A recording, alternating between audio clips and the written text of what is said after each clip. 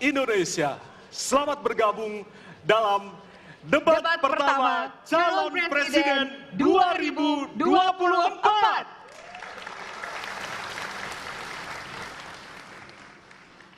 Debat ini adalah debat pertama dari 5 debat yang digelar oleh Komisi Pemilihan Umum Republik Indonesia. Saya Valerina Daniel. Ya, dan saya Ardianto Wijaya. Malam hari ini kami berdua diberikan amanah oleh Komisi Pemilihan Umum Republik Indonesia untuk memimpin atau menjadi moderator dalam debat pertama Capres 2024. Ya, untuk mengawali debat, marilah kita berikan tepuk tangan yang meriah untuk pasangan calon presiden dan calon wakil presiden 2024. Baik, hadirin serta penonton di rumah, debat pertama calon presiden ini diselenggarakan oleh Komisi Pemilihan Umum Republik Indonesia. Tentunya bekerja sama dengan Lembaga Penyiaran Publik, Televisi Republik Indonesia, dan Radio Republik Indonesia sebagai media penyelenggara. Malam ini, para calon presiden akan saling bertanya, beradu argumentasi terkait 6 subtema, yaitu pemerintahan, hukum, hak asasi manusia, pemberantasan korupsi, penguatan demokrasi, peningkatan pelayanan publik, penanganan disinformasi, dan kerukunan warga. Ya, dan selanjutnya kami akan menyampaikan aturan yang tentunya ini harus disepakati oleh kita semua. Tidak hanya bagi para hadirin yang saat ini berada di halaman gedung KPU, namun juga kepada calon presiden yang akan berdebat malam hari ini. Kita simak berikut ini.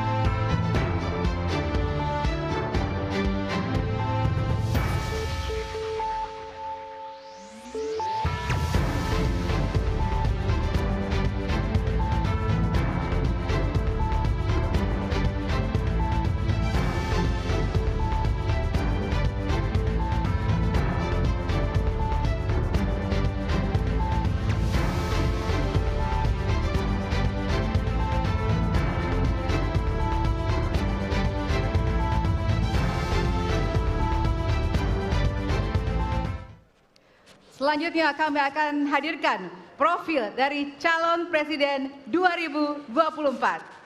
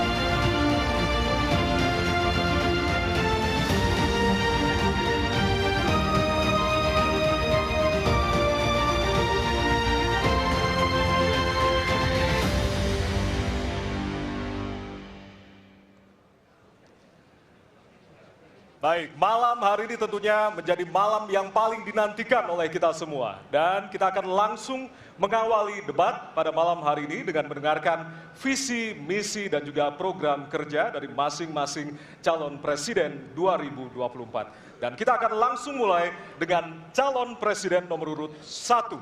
Kami persilakan kepada Bapak Anies Baswedan untuk maju ke atas panggung dan menyampaikan visi misinya. Kami persilakan Pak Anies untuk segera menuju ke panggung utama.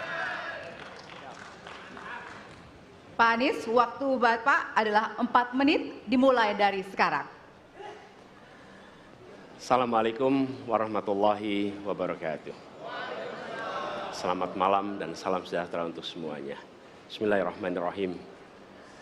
Negara hukum, menempatkan hukum sebagai rujukan utama untuk memastikan hadir rasa keadilan, memberikan kebermanfaatan, dan memberikan kepastian kepada semua. Ini harus dipegang teguh oleh pemegang kekuasaan, baik yang di puncak dan seluruh jajaran. Tapi apa yang terjadi? Banyak aturan ditekuk sesuai dengan kepentingan yang sedang memegang kekuasaan. Apakah ini akan diteruskan? Tidak. Ini harus diubah. Ini harus dikembalikan. Kemudian kita menyaksikan betapa pada hari-hari ini tatanan ketika kita menyelenggarakan pemerintahan sering tidak sesuai dengan prinsip-prinsip hukum yang kita pegang. Karena itulah kami melihat perubahan ini harus kita kembalikan. Negara ini adalah negara hukum, bukan negara kekuasaan. Dalam negara hukum, kekuasaan diatur oleh hukum. Dalam negara kekuasaan, hukum diatur oleh penguasa. Dan kita tidak menginginkan itu terjadi. Pada saat ini, kalau kita lihat hukum itu harusnya tegak begini. Inilah hukum. Dalam kenyataannya, dia bengkok. Dia tajam ke bawah, dia tumpul ke atas. Dan kondisi ini tidak boleh didiamkan, tidak boleh dibiarkan, dan harus berubah. Karena itu kita mendorong perubahan, mengembalikan hukum menjadi tegak kepada semuanya. Dan bila kita saksikan hari ini ada satu orang milenial bisa menjadi calon wakil presiden. Tetapi ada ribuan milenial, generasi Z yang peduli pada anak-anak bangsa, yang peduli pada mereka yang termarginalkan. Ketika mereka mengungkapkan pendapat, ketika mereka mengkritik pemerintah, justru mereka sering dihadapi dengan kekerasan, dihadapi dengan benturan, dan bahkan gas air mata. Apakah kondisi ini akan dibiarkan? Tidak, kita harus lakukan perubahan. Oleh karena itu, kami memperhatikan ini sebagai hal-hal yang mendasar. Yang tak kalah penting, ini kedua nih, yang tak kalah penting. Kita menyaksikan pada saat ini, ada peristiwa seperti peristiwa Ibu Mega. Ibu Mega Suryani Dewi, seorang ibu rumah tangga yang mengalami kekerasan rumah tangga, lapor pada negara, tidak diperhatikan, dan dia meninggal korban kekerasan. Apakah akan dibiarkan? Tidak, ini harus diubah. Dan tidak kalah penting, hadir bersama saya di sini ayahnya Harun Ar-Rasyid. Harun Ar-Rasyid adalah anak yang meninggal, pendukung Pak Prabowo di Pilpres 2019 yang menuntut keadilan pada saat itu. Protes hasil pemilu. Apa yang terjadi? Dia tewas sampai dengan hari ini tidak ada kejelasan. Apakah ini akan dibiarkan? Tidak, ini harus diubah. Karena itu, kami mendedikasikan diri, hadir untuk memberikan komitmen bahwa dari puncak sampai ke bawah, kami akan tegakkan hukum pada siapa saja. Kami kembalikan marwah kehidupan bernegara yang menempatkan hukum sebagai tempat yang paling tinggi. Dan ketentuan itu berlaku kepada semua, termasuk ketika menyangkut urusan ASN, menyangkut urusan TNI dan Polri. Terima kasih. Assalamualaikum warahmatullahi wabarakatuh. Terima kasih. Bapak Anies, kami persilakan kembali ke tempat. Berikutnya kami persilakan. Harap tenang. Harap tenang. Harap tenang. Harap tenang para pendukung, harap tenang. Hadirin, kita akan harap lanjutkan tenang. ya. Harap tenang. Kita akan lanjutkan. Kami persilahkan calon presiden nomor urut 2, Bapak Prabowo Subianto, untuk maju ke atas panggung dan menyampaikan visi dan misi. Baik, para pendukung Harap harap tenang. tenang, kita akan lanjutkan. Baik, silakan. Bismillahirrahmanirrahim. Assalamualaikum warahmatullahi wabarakatuh. Salam sejahtera kita sekalian. Shalom, Om Swastiastu, Namo Buddhaya, salam kebajikan. Terima kasih kesempatan yang diberikan kepada saya untuk menyampaikan visi dan misi.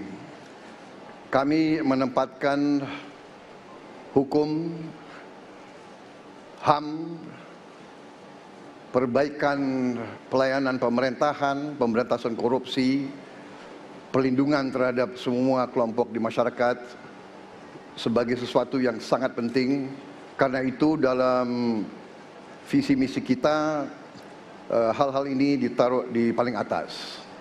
Kita sadar dan saya sadar sejak muda saya telah mengangkat sumpah untuk membela Pancasila dan Undang-Undang Dasar 45. Di dalam Undang-Undang Dasar 45, di situ pendiri-pendiri bangsa kita mendirikan sebuah republik.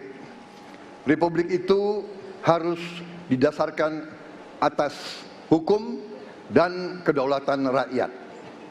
Itulah perjuangan saya selama ini. Dan saya pertaruhkan nyawa saya, jiwa saya untuk membela demokrasi, hukum dan HAM. Kita paham, kita mengerti masih banyak kekurangan.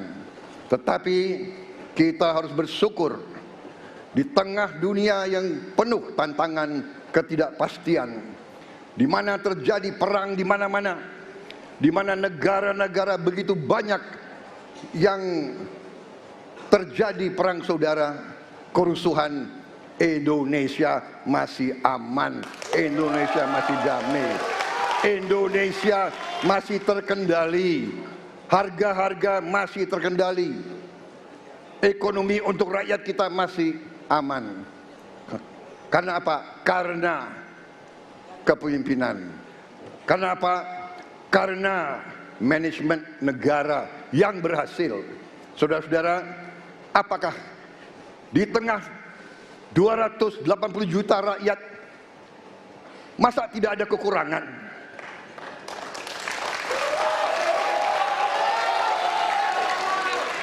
Tetapi kita harus arif, kita harus dewasa, dan kita tidak boleh munafik.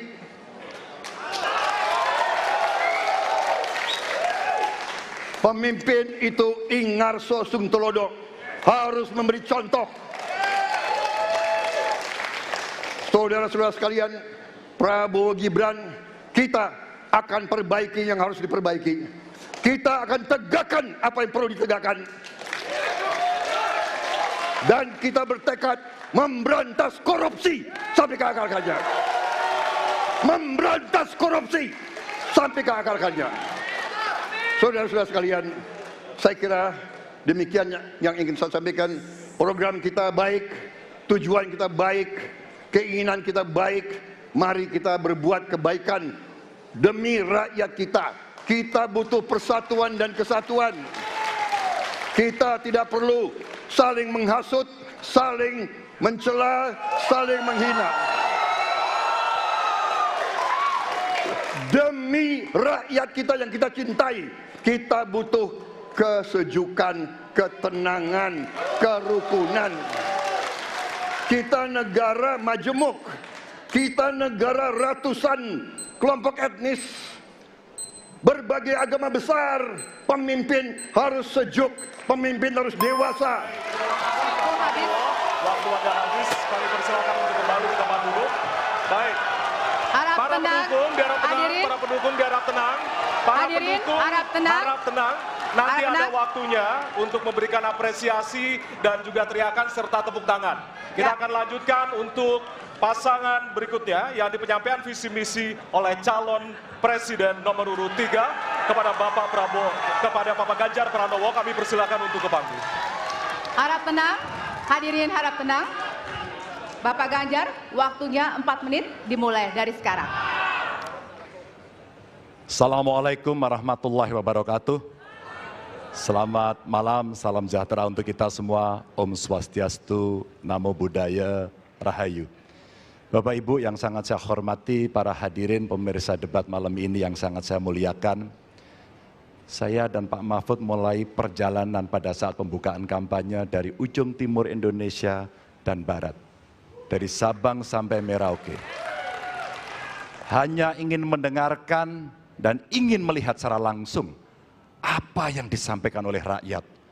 Apa yang dirasakan oleh rakyat sehingga ketika kontestasi 5 tahunan ini berlangsung, harapan itu ada dan masuk dalam pikiran seorang pemimpin, satunya pikiran, perkataan, dan perbuatan. Ini sesuatu yang sungguh penting.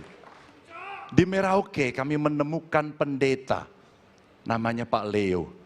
Dia harus menolong seorang ibu ingin melahirkan karena tidak adanya fasilitas kesehatan. Dan dia belajar dari YouTube. Sesuatu hak kesehatan yang tidak bisa didapat. Maka kita sampaikan kepada Pendeta Leo, kami akan bangunkan itu dan kami akan kerahkan seluruh Indonesia bahwa satu desa, satu puskesmas atau pustu dengan satu nakes yang ada. Pak Mahfud juga menyampaikan kepada para guru yang ada di Aceh, di Sabang sana. Ada juga guru agama di sana. Kita ingin membangun Indonesia yang hebat dengan SDM yang unggul. Tapi apakah kita sudah memperhatikan mereka? Tentu kemajuan yang selama ini ada, mesti kita lakukan jauh lebih cepat. Lebih satset. Dan perhatian itu mesti diberikan. Dan itulah di sana kita memperhatikan nasib para guru termasuk guru agama. Insentif kepada mereka kita berikan agar mereka bisa mengajarkan budi pekerti yang luhur dengan moderasi agama yang ada. Bapak Ibu, cerita ini belum cukup. Saya berjalan ke NTT. Kami ketemu dengan masyarakat yang ada di sana.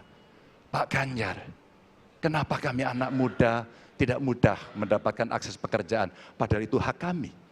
Kenapa kemudian kami mendapatkan kesulitan untuk akses internet padahal kami butuh belajar?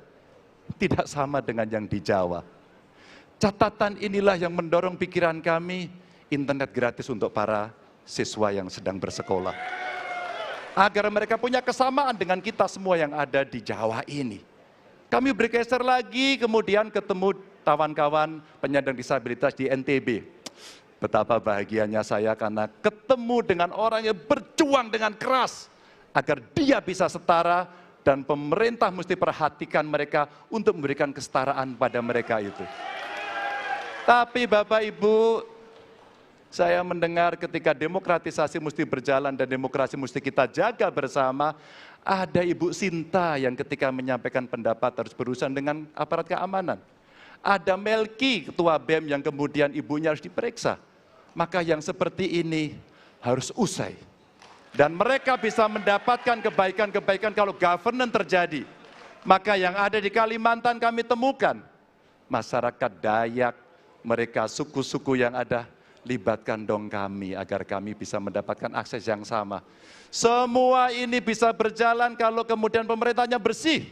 Pemerintahannya bisa akomodatif. Dan kita sikat korupsi itu tidak dengan kata-kata, dengan keseriusan. Pak Mahfud adalah mitra saya yang selama ini sebagai Menko mengeksekusi itu dengan baik. Kita akan lakukan itu, kami mohon dukungan rakyat, perintahkan kami untuk mengerjakan itu. Terima kasih. Wassalamualaikum warahmatullahi wabarakatuh. Kami persilakan kembali ke tempat. Hadirin, hadirin harap tenang. Hadirin, baik. Hadirin harap tenang, kita akan lanjutkan acara.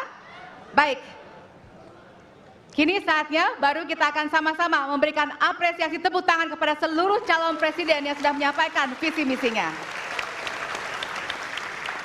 Ya, usai jeda, kami akan memperdalam visi misi dari setiap calon presiden yang telah disampaikan tadi.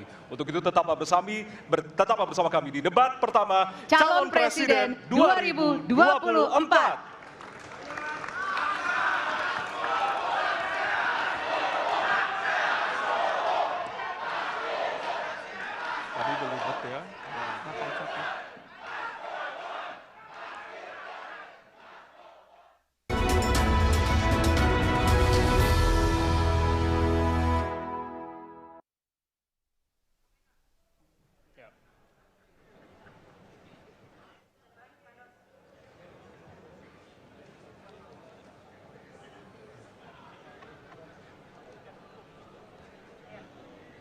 Berarti, ya.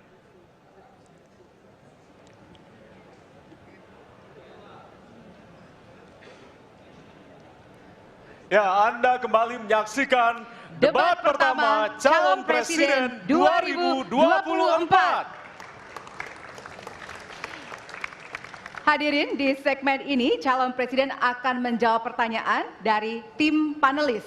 Selain menjawab pertanyaan, masing-masing calon presiden juga diberikan kesempatan untuk saling menanggapi. Ya, tim panelis tentunya telah menyiapkan sejumlah pertanyaan dan menjaga kerahasiaannya. Untuk memastikan debat ini berlangsung secara adil, 3 pertanyaan dari masing-masing subtema akan diundi di hadapan Anda. Dan untuk itu, berkenan kami mengundang seluruh calon presiden untuk menuju ke panggung utama dan sesuai dengan posisi masing-masing. Kami persilakan kepada para calon presiden untuk menempati tempat yang telah disesuaikan.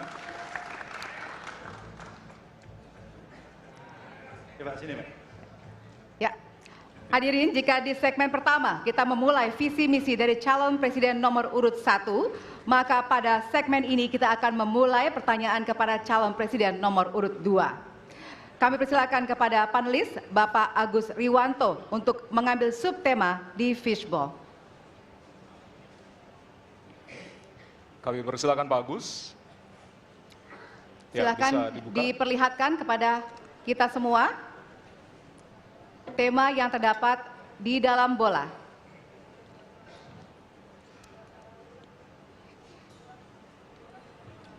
Temanya adalah, diperlihatkan kepada moderator, HAM. Baik, kita catat tema pertama adalah HAM. Baik, kami persilakan selanjutnya kepada panelis Bapak Ahmad Taufan Damadik untuk bisa mengambil pertanyaan dari fishbowl. Baik, bolanya bisa ditunjukkan, Pak? Oke, huruf A, artinya itu adalah amplop A untuk hak asasi manusia. Oke. Baik, pertanyaan hanya akan dibacakan 1 kali. Pertanyaan untuk calon presiden nomor urut 2 adalah tema HAM, huruf A. Saya akan buka amplopnya Bapak Ibu sekalian, masih disegel.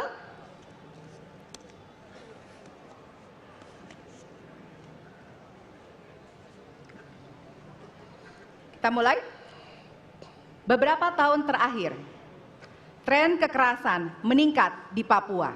Sementara masalah keadilan dan HAM masih belum terselesaikan sehingga konflik terus berlanjut. Pertanyaannya, apa strategi yang Anda akan siapkan untuk menyelesaikan masalah HAM dan konflik di Papua secara komprehensif? Waktu menjawab 2 menit dimulai dari sekarang. Masalah Papua adalah rumit karena di situ terjadi suatu gerakan separatisme. Dan gerakan separatisme ini kita sudah ikuti cukup lama.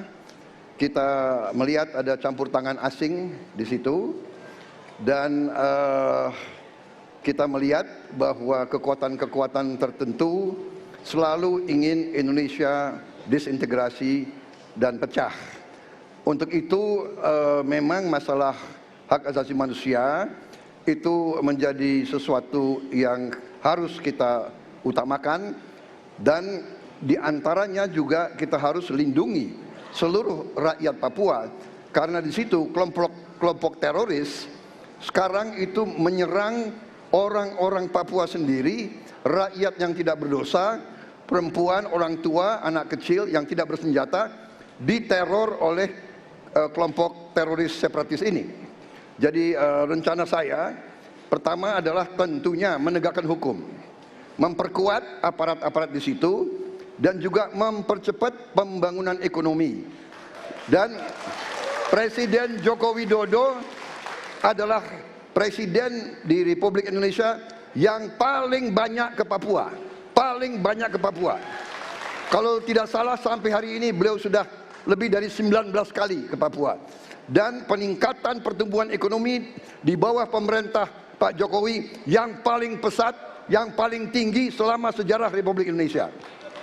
Jadi yang saya katakan, saya akan lanjutkan, kita harus membawa kemajuan ekonomi, sosial, services yang terbaik untuk rakyat Papua, melindungi rakyat Papua dari keganasan para separatis dan teroris, dan menjamin penegakan hak asasi manusia. Terima kasih. Baik. Dan selanjutnya, ya. Hadirin untuk tenang. harap tenang, Ya. kita lanjutkan. Baik, kami persilakan kepada calon presiden nomor urut 3 untuk menanggapi jawaban dari calon presiden nomor urut 2. Waktu Anda 1 menit, Bapak, dimulai dari sekarang. Terima kasih, tapi menurut saya rasanya tidak cukup Pak Prabowo. Karena dialog menurut saya menjadi sesuatu yang penting. Agar seluruh kekuatan yang ada di sana, seluruh kelompok yang ada di sana bisa duduk bersama untuk menyelesaikan itu. Itu menurut saya roots masalahnya. Pertanyaan saya simpel saja. Apakah Bapak setuju dengan model dialog yang saya tawarkan itu? Terima kasih. Saya setuju. Terima kasih. Baik, Baik, Bapak Jadi penyeles- Prabowo, Saya kita mau tahan jawab. dulu. Saya mau karena jawab. Waktunya Bapak merespon nanti setelah mendengarkan jawaban ataupun tanggapan dari paslon nomor Ya. 1. Atau. Terima kasih atas pengertiannya. Harap tenang, harap tenang. Harap tenang hadirin, kita akan lanjutkan.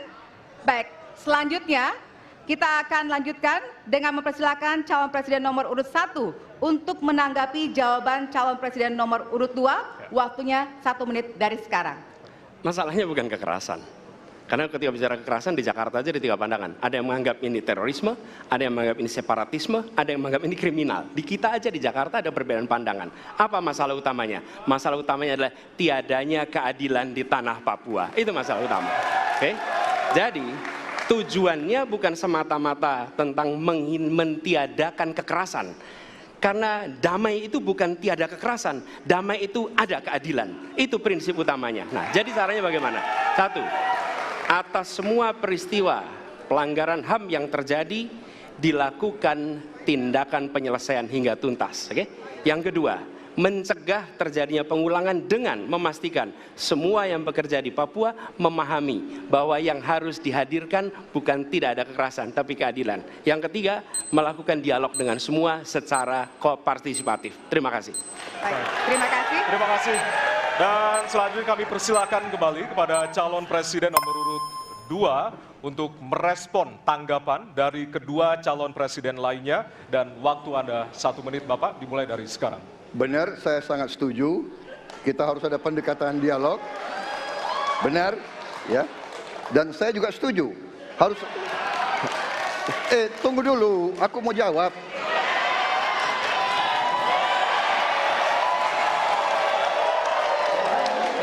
Jadi, benar keadilan. Benar sekali, harus ada keadilan. Tetapi saya mau mengatakan, tidak sesederhana itu, Pak Anies.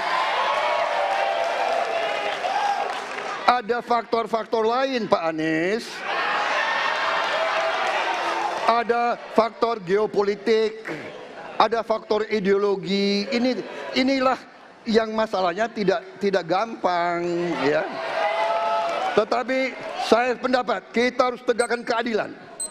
Kita harus dialog. Ini masalah bangsa. Ini harus kita, semua kekuatan harus kita rangkul. Baik, waktu habis, Bapak. Waktu habis, Bapak. Terima kasih. Hadirin harap tenang. Baik, Hadirin, harap tenang, kita akan Ya. lanjutkan. Hadirin harap tenang, kita akan lanjutkan. nanti kita akan kasih kesempatan untuk memberikan apresiasi kepada para calon presiden. Baik, selanjutnya kita akan beralih ke pertanyaan untuk calon presiden nomor urut 3. Kami persilakan kepada panelis Bapak Al Makin untuk mengambil subtema di fishbowl. Kami persilakan kepada panelis.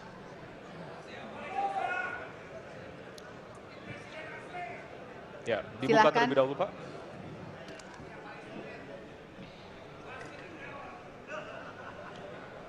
Diperlihatkan kepada moderator dan hadirin pemerintahan Dan peningkatan pelayanan publik. Baik, dan selanjutnya kami persilakan kepada panelis Bapak Bayu Dwi Anggono untuk mengambil pertanyaan dari fishbowl. Kami persilakan, Pak.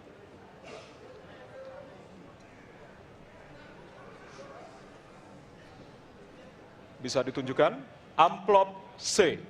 Amplop C untuk pemerintahan dan peningkatan pelayanan publik. Baik, Untuk calon presiden nomor urut 3, pertanyaannya adalah tema pemerintahan dan peningkatan pelayanan publik. Pertanyaan dari huruf C. Kita lihat bersama, Bapak Ibu sekalian, amplop juga masih disegel. Kita akan buka.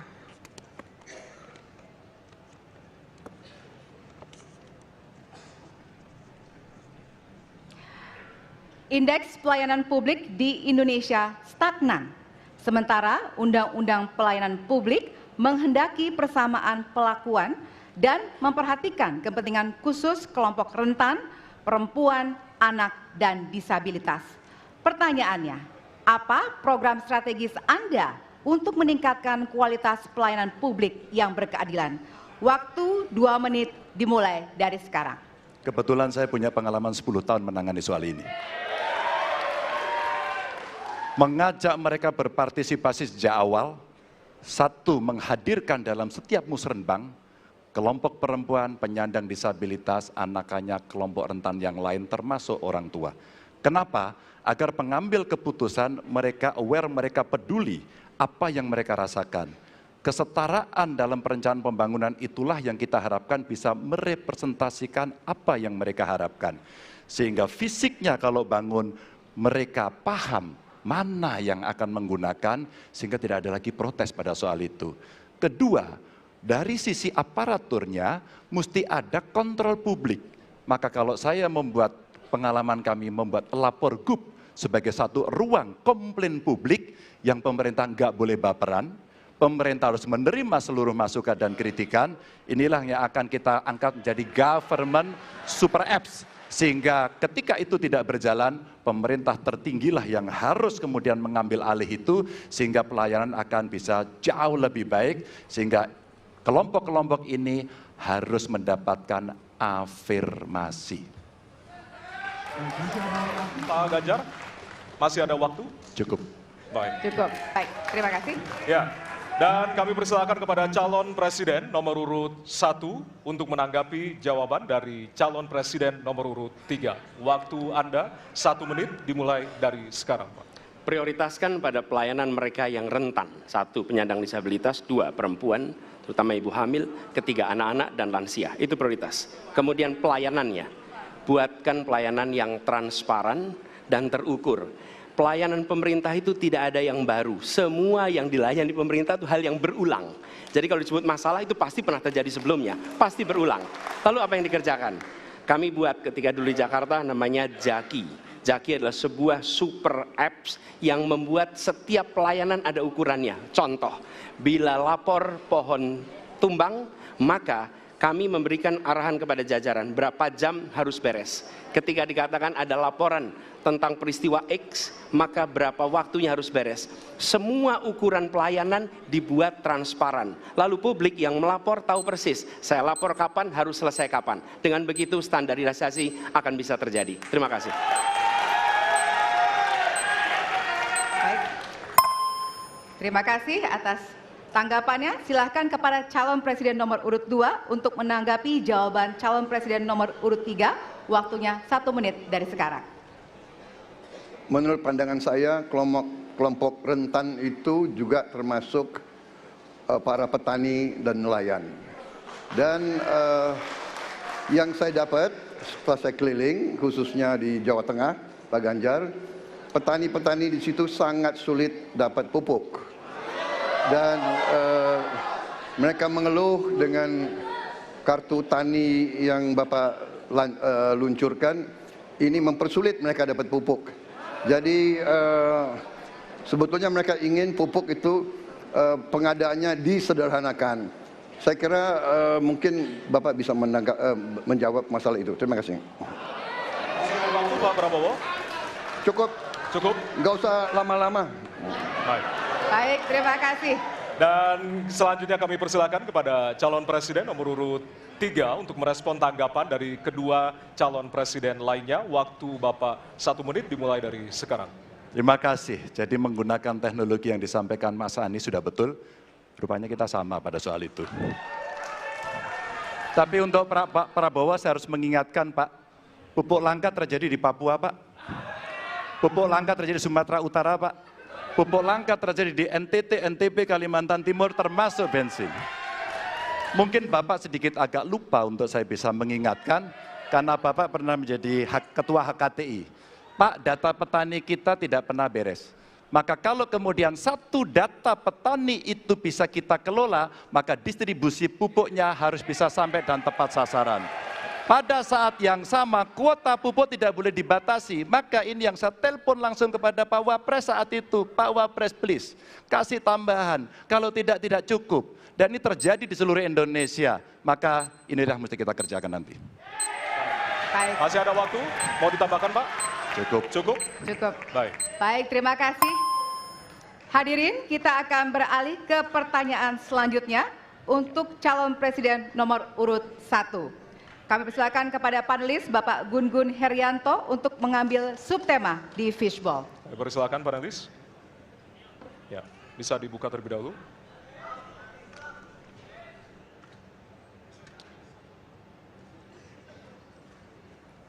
Tema ketiga adalah penanganan disinformasi dan kerukunan warga.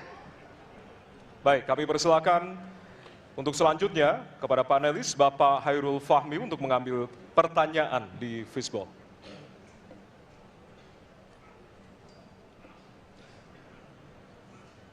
Ditujukan ke depan. Adalah amplop Huruf A. A. Baik.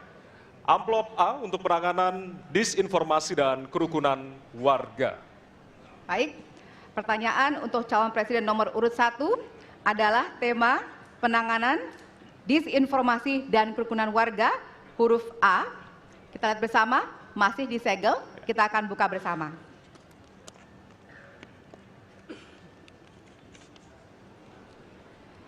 Sejauh ini, masih banyak ditemukan kasus-kasus persekusi, kekerasan, dan diskriminasi oleh satu kelompok masyarakat terhadap kelompok lainnya. Pertanyaannya, apa kebijakan Anda untuk melindungi warga negara dan memperkuat toleransi dalam masyarakat Indonesia yang majemuk? Waktunya 2 menit dimulai dari sekarang. Setiap pelanggaran hukum tidak boleh dibiarkan tak dihukum. Karena apabila dibiarkan, dia akan menular dan dia akan dianggap sebagai sesuatu yang benar. Karena itu langkah yang pertama adalah setiap kali ada pelanggaran dikerjakan oleh siapapun, kapanpun, dimanapun, maka tegakkan aturan, tegakkan hukum. Nomor 1. Oke. Yang kedua, ketika kita berbicara kerukunan, maka kita harus melakukan usaha berkomunikasi dengan semua. Negara tidak boleh memusuhi salah satu unsur yang ada di masyarakat. Nggak boleh. Negara adalah penyelenggara yang harus menjangkau semua. Kami mungkin tidak suka, mungkin tidak setuju dengan pikiran seseorang, tapi negara harus memberikan hak kepada dia untuk berbicara, termasuk untuk mengkritik. Sehingga ada ruang kebebasan kepada rakyat untuk menyampaikan pendapatnya. Jadi kita harus sadar, negara bukan mengatur pikiran, negara bukan mengatur perasaan, negara mengatur tindakan. Di situ kita atur. Dan bila melanggar, maka itu dilakukan tindakan penegakan hukum. Lalu ketika sampai kepada usaha untuk menjangkau semua, pasti komunikasi dilakukan. Tapi selalu saja ada peristiwa pelanggaran, ada peristiwa kekerasan, dan seringkali rakyat tak tahu kemana harus melaporkan. Dan ketika mereka berhadapan dengan pihak lain, seringkali mereka membutuhkan bantuan hukum. Karena mereka berhadapan dengan berbagai unsur yang ada di masyarakat. Karena itu kami merencanakan membuat sebuah program yang disebut sebagai online untuk pelayanan pengacara gratis. Jadi ini adalah online pelayanan gratis.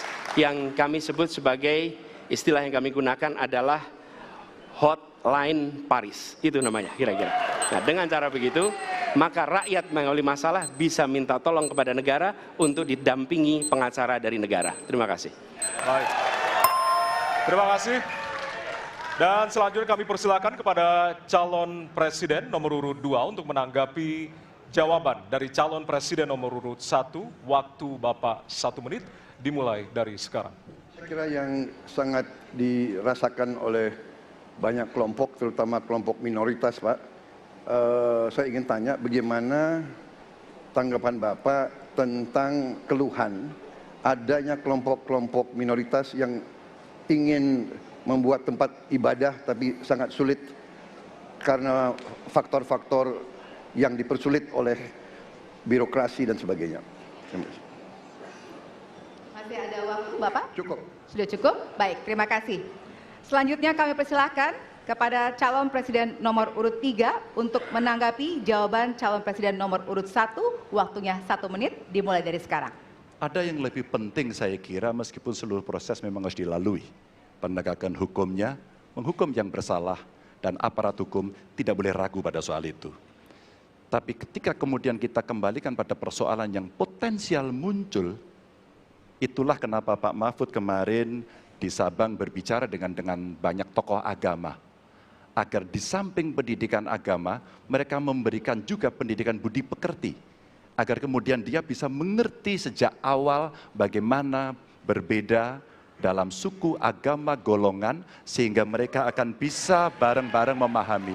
FKUB, tokoh masyarakat, semua dilibatkan dalam proses keseharian dalam pengambilan keputusan. Kalau itu bisa terjadi, rasa-rasanya bangsa ini akan membangun harkat dan martabatnya, karena kita memang berbeda, tapi kita dipersatukan. Baik. Masih ada waktu, Bapak? Cukup. Ya. Dan selanjutnya, kami persilakan kepada calon presiden nomor urut 1 untuk merespon tanggapan dari kedua calon presiden lainnya, dan waktu Bapak 1 menit dimulai dari sekarang. Terima kasih.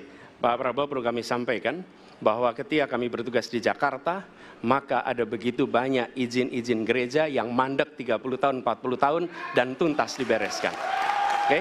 Antrian yang amat panjang, yang tidak pernah selesai. Dan kemudian banyak kelompok agama dari mulai Buddha, Hindu, Kristen yang mengalami kesulitan mendirikan tempat ibadah, mereka menerima izin tempat ibadah dan mereka bisa beribadah dengan baik. Dan kalau boleh saya laporkan, dalam sejarah Gubernur Jakarta yang paling banyak memberikan izin rumah ibadah adalah Gubernur Anies Baswedan. Termasuk ketika umat Islam mau mendirikan masjid dan tidak bisa mendapat izinnya, saya bicara. Ketika umat Kristen mau mendirikan gereja tidak bisa mendapatkan izin dari masyarakat, saya bicara. Dan semuanya akhirnya mendapatkan izin untuk bisa beribadah. Terima kasih. Terima kasih. Baik, sudah cukup Bapak? Masih ada waktu? Cukup ya? Baik, terima kasih. Kita berikan tepuk tangan buat calon presiden 2024. Kami persilakan kepada Bapak-Bapak untuk kembali ke tempat. Ya, kami persilakan Bapak untuk kembali ke tempat. Ya. Ya. Kita masih ada beberapa segmen dan juga beberapa subtema yang tentunya nanti kita akan bahas di segmen-segmen berikutnya. Dan tentunya kami akan masuk ke bagian debat yang lebih hangat dengan tentunya saling menanggapi antara pasangan calon presiden satu dengan yang lainnya. Baiklah, untuk itu tetaplah bersama kami di debat pertama calon presiden 2024.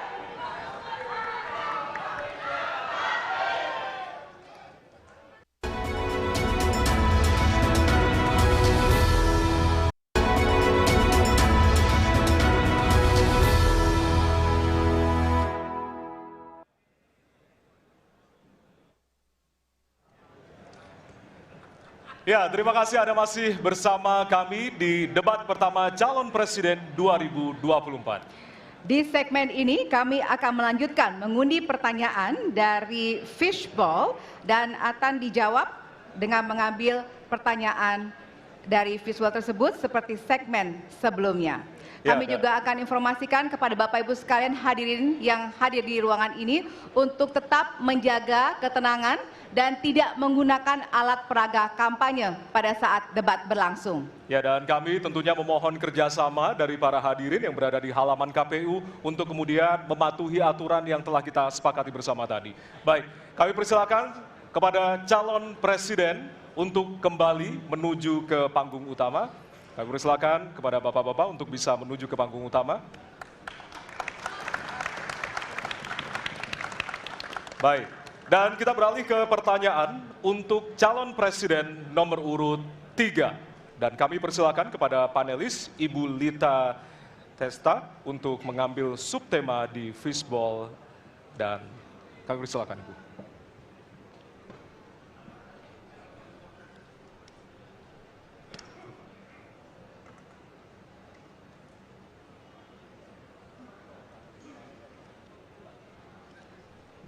Ya, dan untuk temanya adalah pemberantasan korupsi.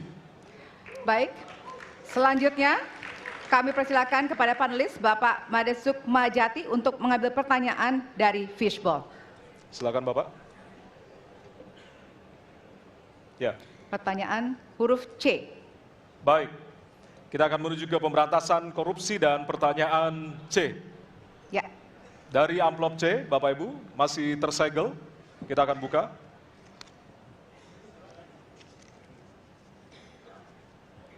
Pertanyaan untuk subtema pemberantasan korupsi. Penegakan hukum atas tindak pidana korupsi menunjukkan rata-rata tren vonis pengadilan yang relatif rendah dan minimnya angka pengembalian aset.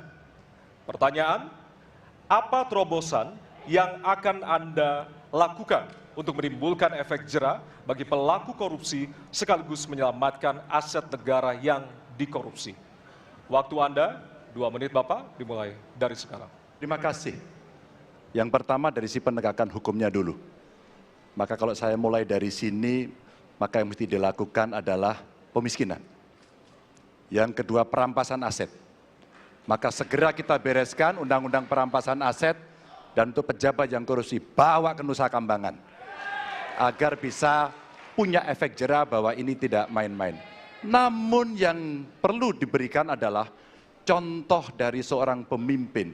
Bahwa dia hidup sederhana, dia tidak bermewah-mewah, dia mengajarkan bagaimana integritas itu dibangun. Untuk para pejabat, ada 2 yang penting sekali. 1, biarkan mereka berkembang dengan meritokrasi yang baik, sehingga pada saat menduduki jabatan, tidak ada lagi jual beli jabatan. Yang kedua, jangan biarkan mereka store pada pemimpinnya.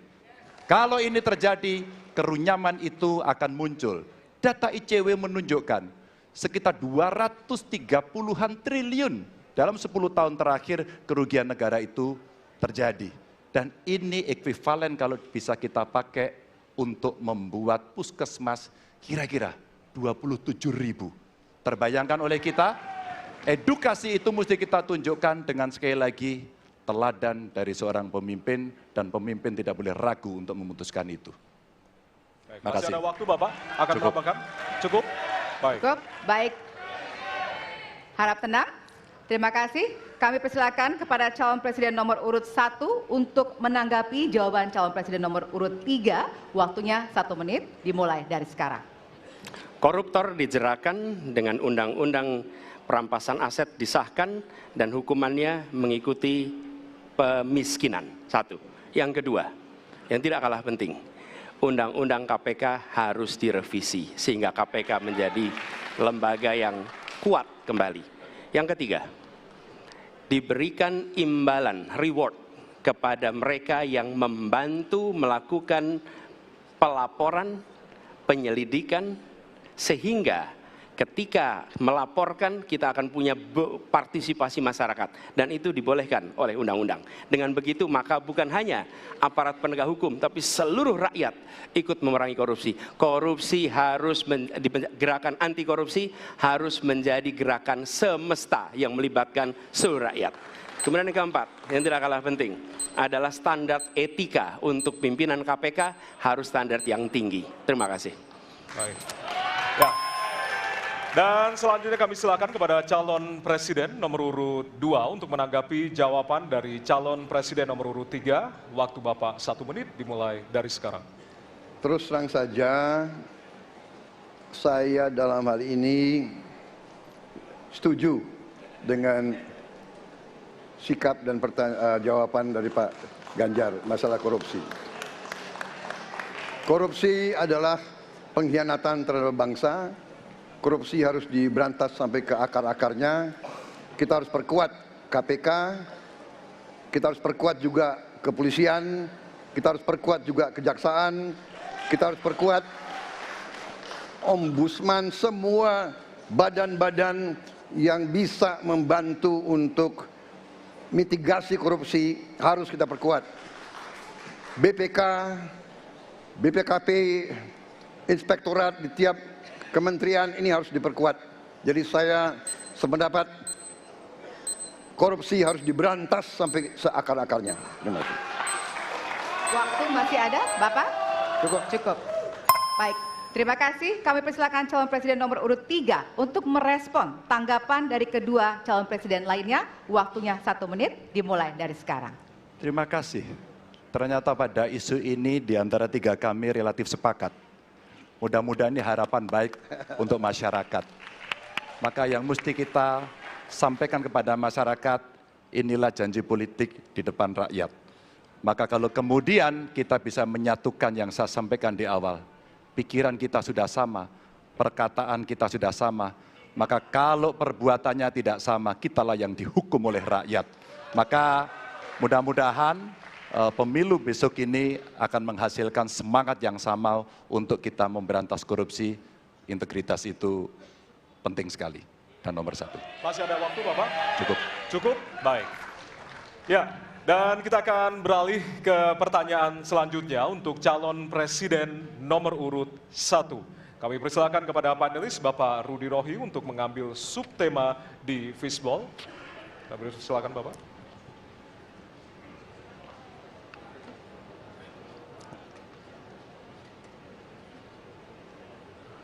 Diperlihatkan kepada kami semua, Bapak. Apa? Baik, temanya adalah penguatan demokrasi. Baik. Baik, selanjutnya kepada panelis Ibu Susi Dwi Haryanti untuk mengambil pertanyaan dari Fishball. Hurufnya adalah A.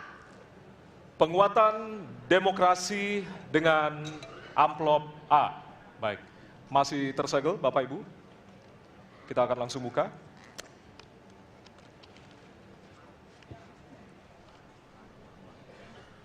Salah satu pilar penting demokrasi adalah partai politik. Namun kepercayaan publik terhadap partai politik di Indonesia selalu rendah. Pertanyaan, apa kebijakan yang akan Anda lakukan untuk melakukan pembenahan tata kelola partai politik? Waktu untuk menjawab 2 menit dimulai dari sekarang. Saya rasa lebih dari sekedar partai politik. Rakyat tidak percaya kepada proses demokrasi yang sekarang terjadi. Itu jauh lebih luas dari sekedar partai politik. Ketika kita bicara demokrasi, minimal ada 3. 1, minimal 3 nih. 1 adalah adanya kebebasan berbicara. Yang kedua, adanya oposisi yang bebas untuk mengkritik pemerintah dan menjadi penyeimbang pemerintah. Yang ketiga, adanya proses pemilu, proses pilpres yang netral, yang transparan, jujur, adil. 3. Dan kalau kita saksikan akhir-akhir ini, 2 ini mengalami problem. Kita menyaksikan bagaimana kebebasan berbicara menurun, termasuk mengkritik partai politik. Dan angka demokrasi kita menurun, indeks demokrasi kita. Bahkan pasal-pasal yang memberikan kewenangan untuk digunakan secara karet kepada pengkritik, misalnya Undang-Undang ITE atau pasal 14, 15 Undang-Undang nomor 1 tahun 1946. Itu semua membuat kebebasan berbicara menjadi terganggu. Yang kedua, oposisi. Kita saksikan minim sekali adanya oposisi selama ini. Dan sekarang ujiannya adalah besok. Bisakah pemilu diselenggarakan dengan netralitas, dengan adil, dengan jujur? Ini ujian ketiga. Jadi persoalan demokrasi kita lebih luas dari segala persoalan kepada partai politik. Nah, bagaimana untuk partai politik sendiri? Partai politik baru mengembalikan kepercayaan. Tapi di sini ada peran negara. Menurut saya salah satu masalah yang mendasar partai politik ini memerlukan biaya. Dan biaya politik selama ini tidak pernah diperhatikan di dalam proses politik. Untuk kampanye, untuk operasional partai, semua ada biayanya. Sudah saatnya pembiayaan politik itu dihitung dengan benar, ada transparansi, sehingga rakyat pun melihat ini institusi yang bisa dipertanggungjawabkan. Jadi salah satu reformnya adalah reform pembiayaan politik oleh partai politik. Terima kasih. Baik. Waktu sudah habis, terima kasih. Kini kami persilakan calon presiden nomor urut 2 untuk menanggapi jawaban calon presiden nomor urut 1. Waktunya 1 menit, dimulai dari sekarang. Mas Anies.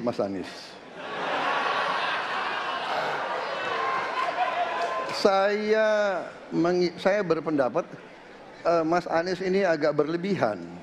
Mas Anies mengeluh tentang demokrasi ini dan itu dan ini, Mas Anies dipilih jadi gubernur DKI menghadapi pemerintah yang berkuasa. Saya yang mengusung Bapak.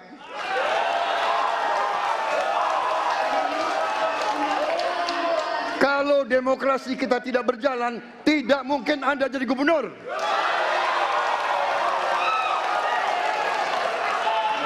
Kalau Jokowi diktator, Anda tidak mungkin jadi gubernur. Saya waktu itu oposisi, Mas Anies. Anda ke rumah saya, kita oposisi, Anda terpilih. Waktu habis, Bapak. Harap tenang, Bapak Prabowo. Baik, para pendukung, kami mohon untuk tenang, para pendukung. Para pendukung, Baik, harap tenang. Kita akan lanjutkan Ya. dialog kita. Harap tenang, hadirin, harap tenang. Kami sampaikan kembali, hadirin harap tenang. Apabila tidak tenang, maka debat tidak dapat dilanjutkan. ya, kami mohon kerjasamanya kepada para hadirin yang berada di halaman gedung KPU untuk bisa menaati aturan yang telah kita sepakati bersama. Ya, Baik, selanjutnya kepada calon presiden nomor urut 3, kami silakan untuk menanggapi jawaban calon presiden nomor urut 1, waktunya 1 menit dari sekarang. Saya jadi tidak enak ini Mbak hari ini. Mohon maaf, saya tidak enak karena dua kawan saya sedang nagih janji dan membuka buku lama. Tapi percaya begini, yang pertama tidak ada demokrasi tanpa partai politik. Tidak ada, suka tidak suka, mau tidak mau. Dan fungsi partai politik itu adalah agregasi, sumber rekrutmen kader, pendidikan politik. Kebetulan saya pernah menjadi ketua pansus undang-undang partai politik. Maka pada saat perdebatan penguatan dari sisi anggaran, penguatan dari sisi partisipasi masyarakat mesti dilakukan, saat itu tidak terlalu banyak yang setuju. Maka Mas Anies, soal oposisi tidak oposisi, soal kepentingan saja kok. Kapan kita bertemu, kapan kita tidak bertemu, dan kemudian kita akan bersikap pada posisi masing-masing. Tapi yang penting, pendidikan politik kepada masyarakat itulah yang menjadi PR besar dari partai politik agar cepat dewasa. oke, waktu Anda habis, Bapak. Ya, dan kita akan lanjutkan. Baik, kita akan lanjutkan debatnya, Bapak Ibu. Kita akan lanjutkan ke pertanyaan selanjutnya untuk calon presiden nomor urut 1. Ya. Untuk merespon tanggapan dari 2 calon presiden lainnya, waktunya 1 menit dari sekarang. Ya. Terima kasih. Ketika kita menghadapi sebuah proses demokrasi, di situ ada pemerintah dan ada oposisi. Dua-duanya sama terhormat. Dan ketika proses pengambilan keputusan itu dilakukan, bila ada oposisi, maka selalu ada pandangan perspektif berbeda yang membuat masyarakat bisa menilai. Karena itu oposisi itu penting dan sama-sama terhormat. Sayangnya tidak semua orang tahan untuk berada menjadi oposisi. Oke? Seperti sampaikan Pak Prabowo tidak tahan untuk menjadi oposisi. Apa yang terjadi? Beliau sendiri menyampaikan bahwa tidak berada dalam kekuasaan membuat tidak bisa berbisnis, tidak bisa berusaha. Karena itu harus berada dalam kekuasaan. Kekuasaan lebih dari soal bisnis, kekuasaan lebih dari soal uang, kekuasaan soal kehormatan untuk menjalankan kedaulatan rakyat. Baik, waktu Anda habis, Bapak. Kami mohon sekali lagi kepada para hadirin yang berada di halaman KPU. Ditahan dulu. Baik, Pak Prabowo, Bapak mohon maaf. Prabowo, Bapak, mohon maaf. Waktu sudah habis. Waktu Ada sudah kesempatan. habis. Ya. Baik, Hadirin. nanti ada kesempatan untuk kembali menanggapi. Baik, dan kita akan beralih ke pertanyaan terakhir untuk segmen ini dan untuk calon presiden nomor urut 2. Baik, kami persilakan kepada panelis, kepada Bapak Agus Riwanto untuk mengambil subtema.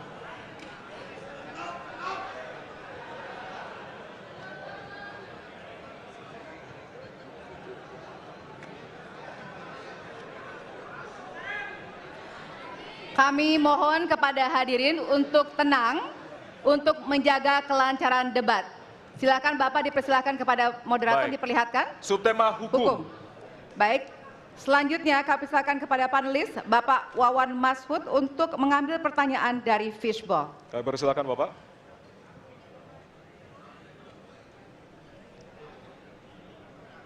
Baik, Amplop A. amplop A, silakan. Ya, masih tersegel, kita akan buka.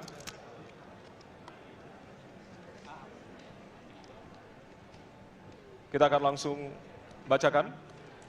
Konstitusi mengharuskan kekuasaan kehakiman dijalankan secara merdeka. Sementara lembaga kekuasaan kehakiman saat ini cenderung diintervensi oleh cabang kekuasaan lainnya. Pertanyaannya, apakah Anda setuju dengan pernyataan tersebut? Apa alasannya dan apa komitmen Anda untuk menjaga independensi kekuasaan kehakiman? Waktu Anda 2 menit, Bapak, dimulai dari sekarang. Saya sangat setuju bahwa kehakiman harus independen, kehakiman harus yudikatif, ya, harus independen, dan harus kuat, dan tidak boleh diintervensi oleh kekuasaan. Saya sangat setuju itu. Dan saya berkomitmen untuk memperkuat itu. Manakala saya menerima mandat dari rakyat, saya akan memperbaiki kualitas hidup semua hakim-hakim di Republik Indonesia, semua pekerja di sekitar pengadilan, dan semua penegak hukum akan saya perbaiki kualitas hidupnya, gajinya diperbaiki, supaya mereka tidak dapat diintervensi, tidak dapat disogok, tidak dapat dikorup. Itu komitmen saya kepada rakyat Indonesia. Terima kasih. Masih ada waktunya, Bapak, silakan menambahkan. Cukup. Cukup? Ya. Baik. Baik, selanjutnya kami persilakan kepada calon presiden nomor urut 3 untuk memberikan tanggapan kepada jawaban calon presiden nomor urut 2. Waktunya 1 menit dari sekarang. Terima kasih, komitmennya Pak Prabowo luar biasa. Tapi dalam konteks kekinian, saya terpaksa, ini mohon maaf Pak, ini terpaksa sekali saya harus bertanya. Apa komentar Pak Prabowo terhadap putusan MK yang melahirkan MK itu? Itu aja. Ditahan dulu Bapak, apakah ada yang ditambahkan selain itu? Cukup. Cukup? Baik. Selanjutnya, Ya, kami pertegas kembali bahwasannya tidak ada sesi tanya jawab, artinya saling menanggapi, Bapak-bapak. Kami ingatkan kembali untuk saling menanggapi dari masing-masing calon presiden. Dan selanjutnya kita akan berikan kesempatan kepada calon presiden nomor urut 1 untuk menanggapi calon presiden nomor urut 2 dan waktu Bapak. Apakah saya harus 1 menit. merevisi statement saya? Kenapa Bapak? Apakah saya harus merevisi statement saya karena tidak boleh Tidak, bertanya? nanti kami harapkan untuk saling menanggapi, bukan saling menanya, Bapak. Makanya, apakah Baik. saya harus merevisi karena tadi bentuknya pertanyaan? Nanti kita akan Baik. berikan kesempatan untuk Tidak perlu ya? selanjutnya. Tidak perlu, Pak. Bapak. Oke, terima Baik. kasih. Ya, kami persilakan Silakan. kepada calon presiden nomor urut 1. Waktu Anda 1 menit, Bapak.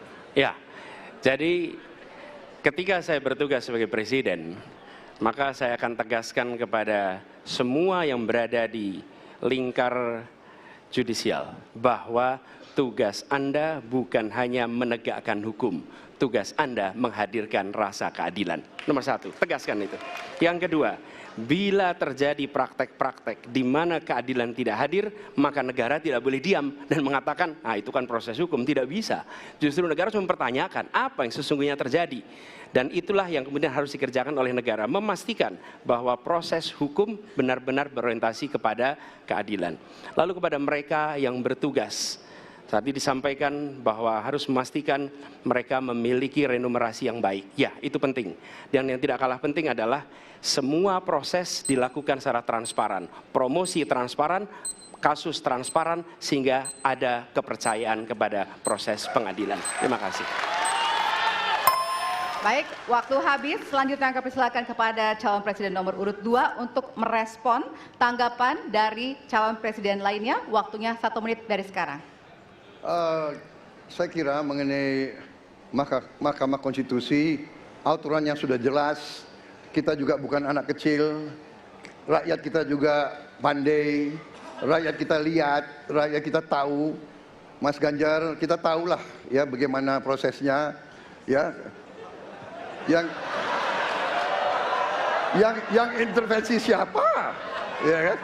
Yang intervensi siapa? Tapi intinya adalah kita tegakkan konstitusi, kita tegakkan undang-undang, kita perbaiki yang kurang sempurna, dan kita patuh kepada komitmen undang-undang itu sendiri. Jadi saya kira itu tentang apa tadi disampaikan Pak Anies. Dalam hal ini saya setuju dengan Pak Anies. Dalam hal ini. Waktunya masih ada, Bapak? Saya sependapat kita harus membuat yudikatif kuat, harus ada merit system, harus ada ujian-ujian yang baik. Waktunya supaya habis hakim sekarang, itu Bapak. hakim yang Terima terbaik kasih untuk Indonesia. atas jawabannya. Baik. Sekarang kita kasih apresiasi dari 3 calon presiden yang tentunya sudah saling menanggapi di kesempatan segmen kali ini. Dan kami persilakan kepada Bapak calon presiden untuk kembali ke tempat masing-masing. Baik. Kepada para pendukung, harap tenang. Ya.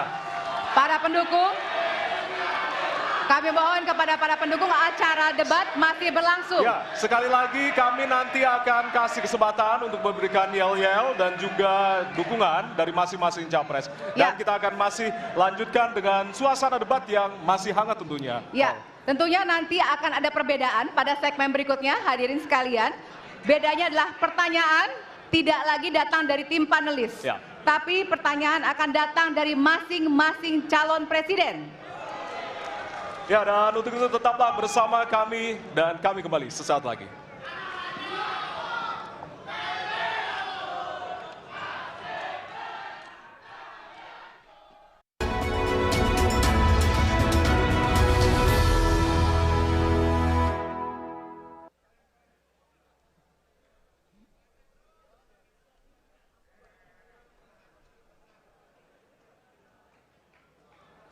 Martin. Martin. Kita akan mulai segmen berikutnya.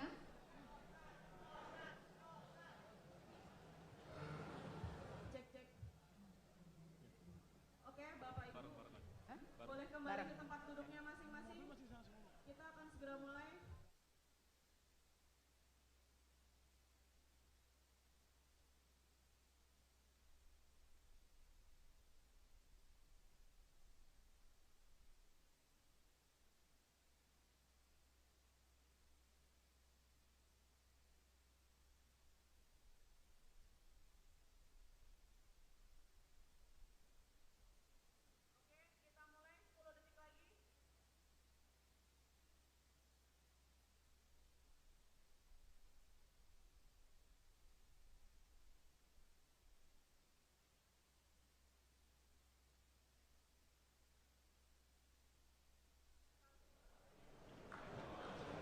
Terima kasih Anda masih bersama kami di Debat pertama Calon Presiden 2024.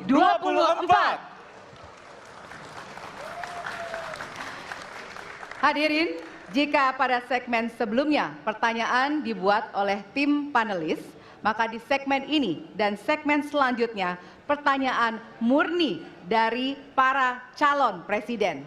Ya. Jawaban pertanyaan akan ditanggapi oleh capres penanya untuk kemudian direspon kembali oleh calon presiden yang menjawab. Sebelumnya, kita undang kembali seluruh calon presiden untuk naik ke atas panggung. Kami persilakan Bapak untuk menuju ke panggung utama. Ya, dan untuk segmen ini kesempatan pertama akan diberikan kepada calon presiden nomor urut 1 untuk bertanya kepada calon presiden nomor urut 2. Dan waktu Bapak 1 menit dimulai dari sekarang. Terima kasih. Pada tanggal 25, Pak Prabowo mendaftar ke KPU sebagai pasangan calon presiden, calon wakil presiden. Sesudah keputusan MK. Dan kemudian di MK dibentuk MK-MK.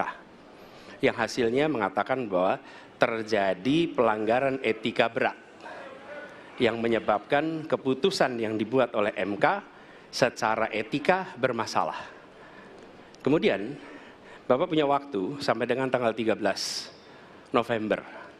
Karena di situ adalah waktu terakhir untuk mengambil keputusan bila ada perubahan.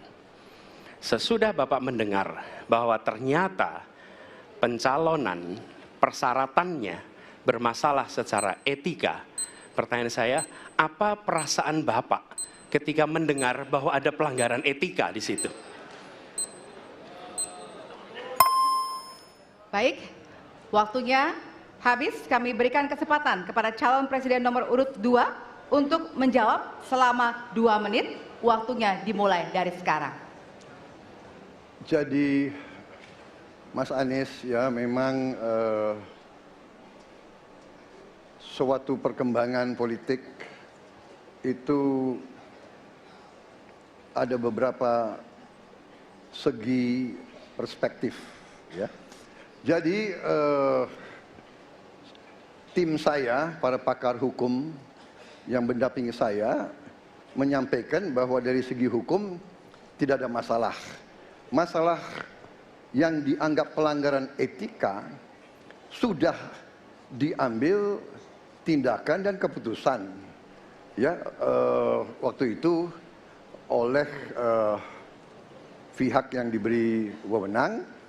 Kemudian sudah ada tindakan, dan tindakan pun itu masih diperdebatkan karena yang bersangkutan masih memproses. Tetapi intinya adalah bahwa keputusan itu final dan tidak dapat dirubah. Ya, saya laksanakan, ya. Dan kita ini bukan anak kecil, Mas Anies, ya. Anda juga paham, ya. Sudahlah, ya.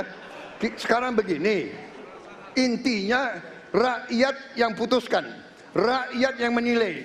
Kalau rakyat tidak suka Prabowo dan Gibran, nggak usah pilih kami, saudara-saudara sekalian. Dan saya tidak takut tidak punya jabatan, Mas Anies. Sorry ya, sorry ya.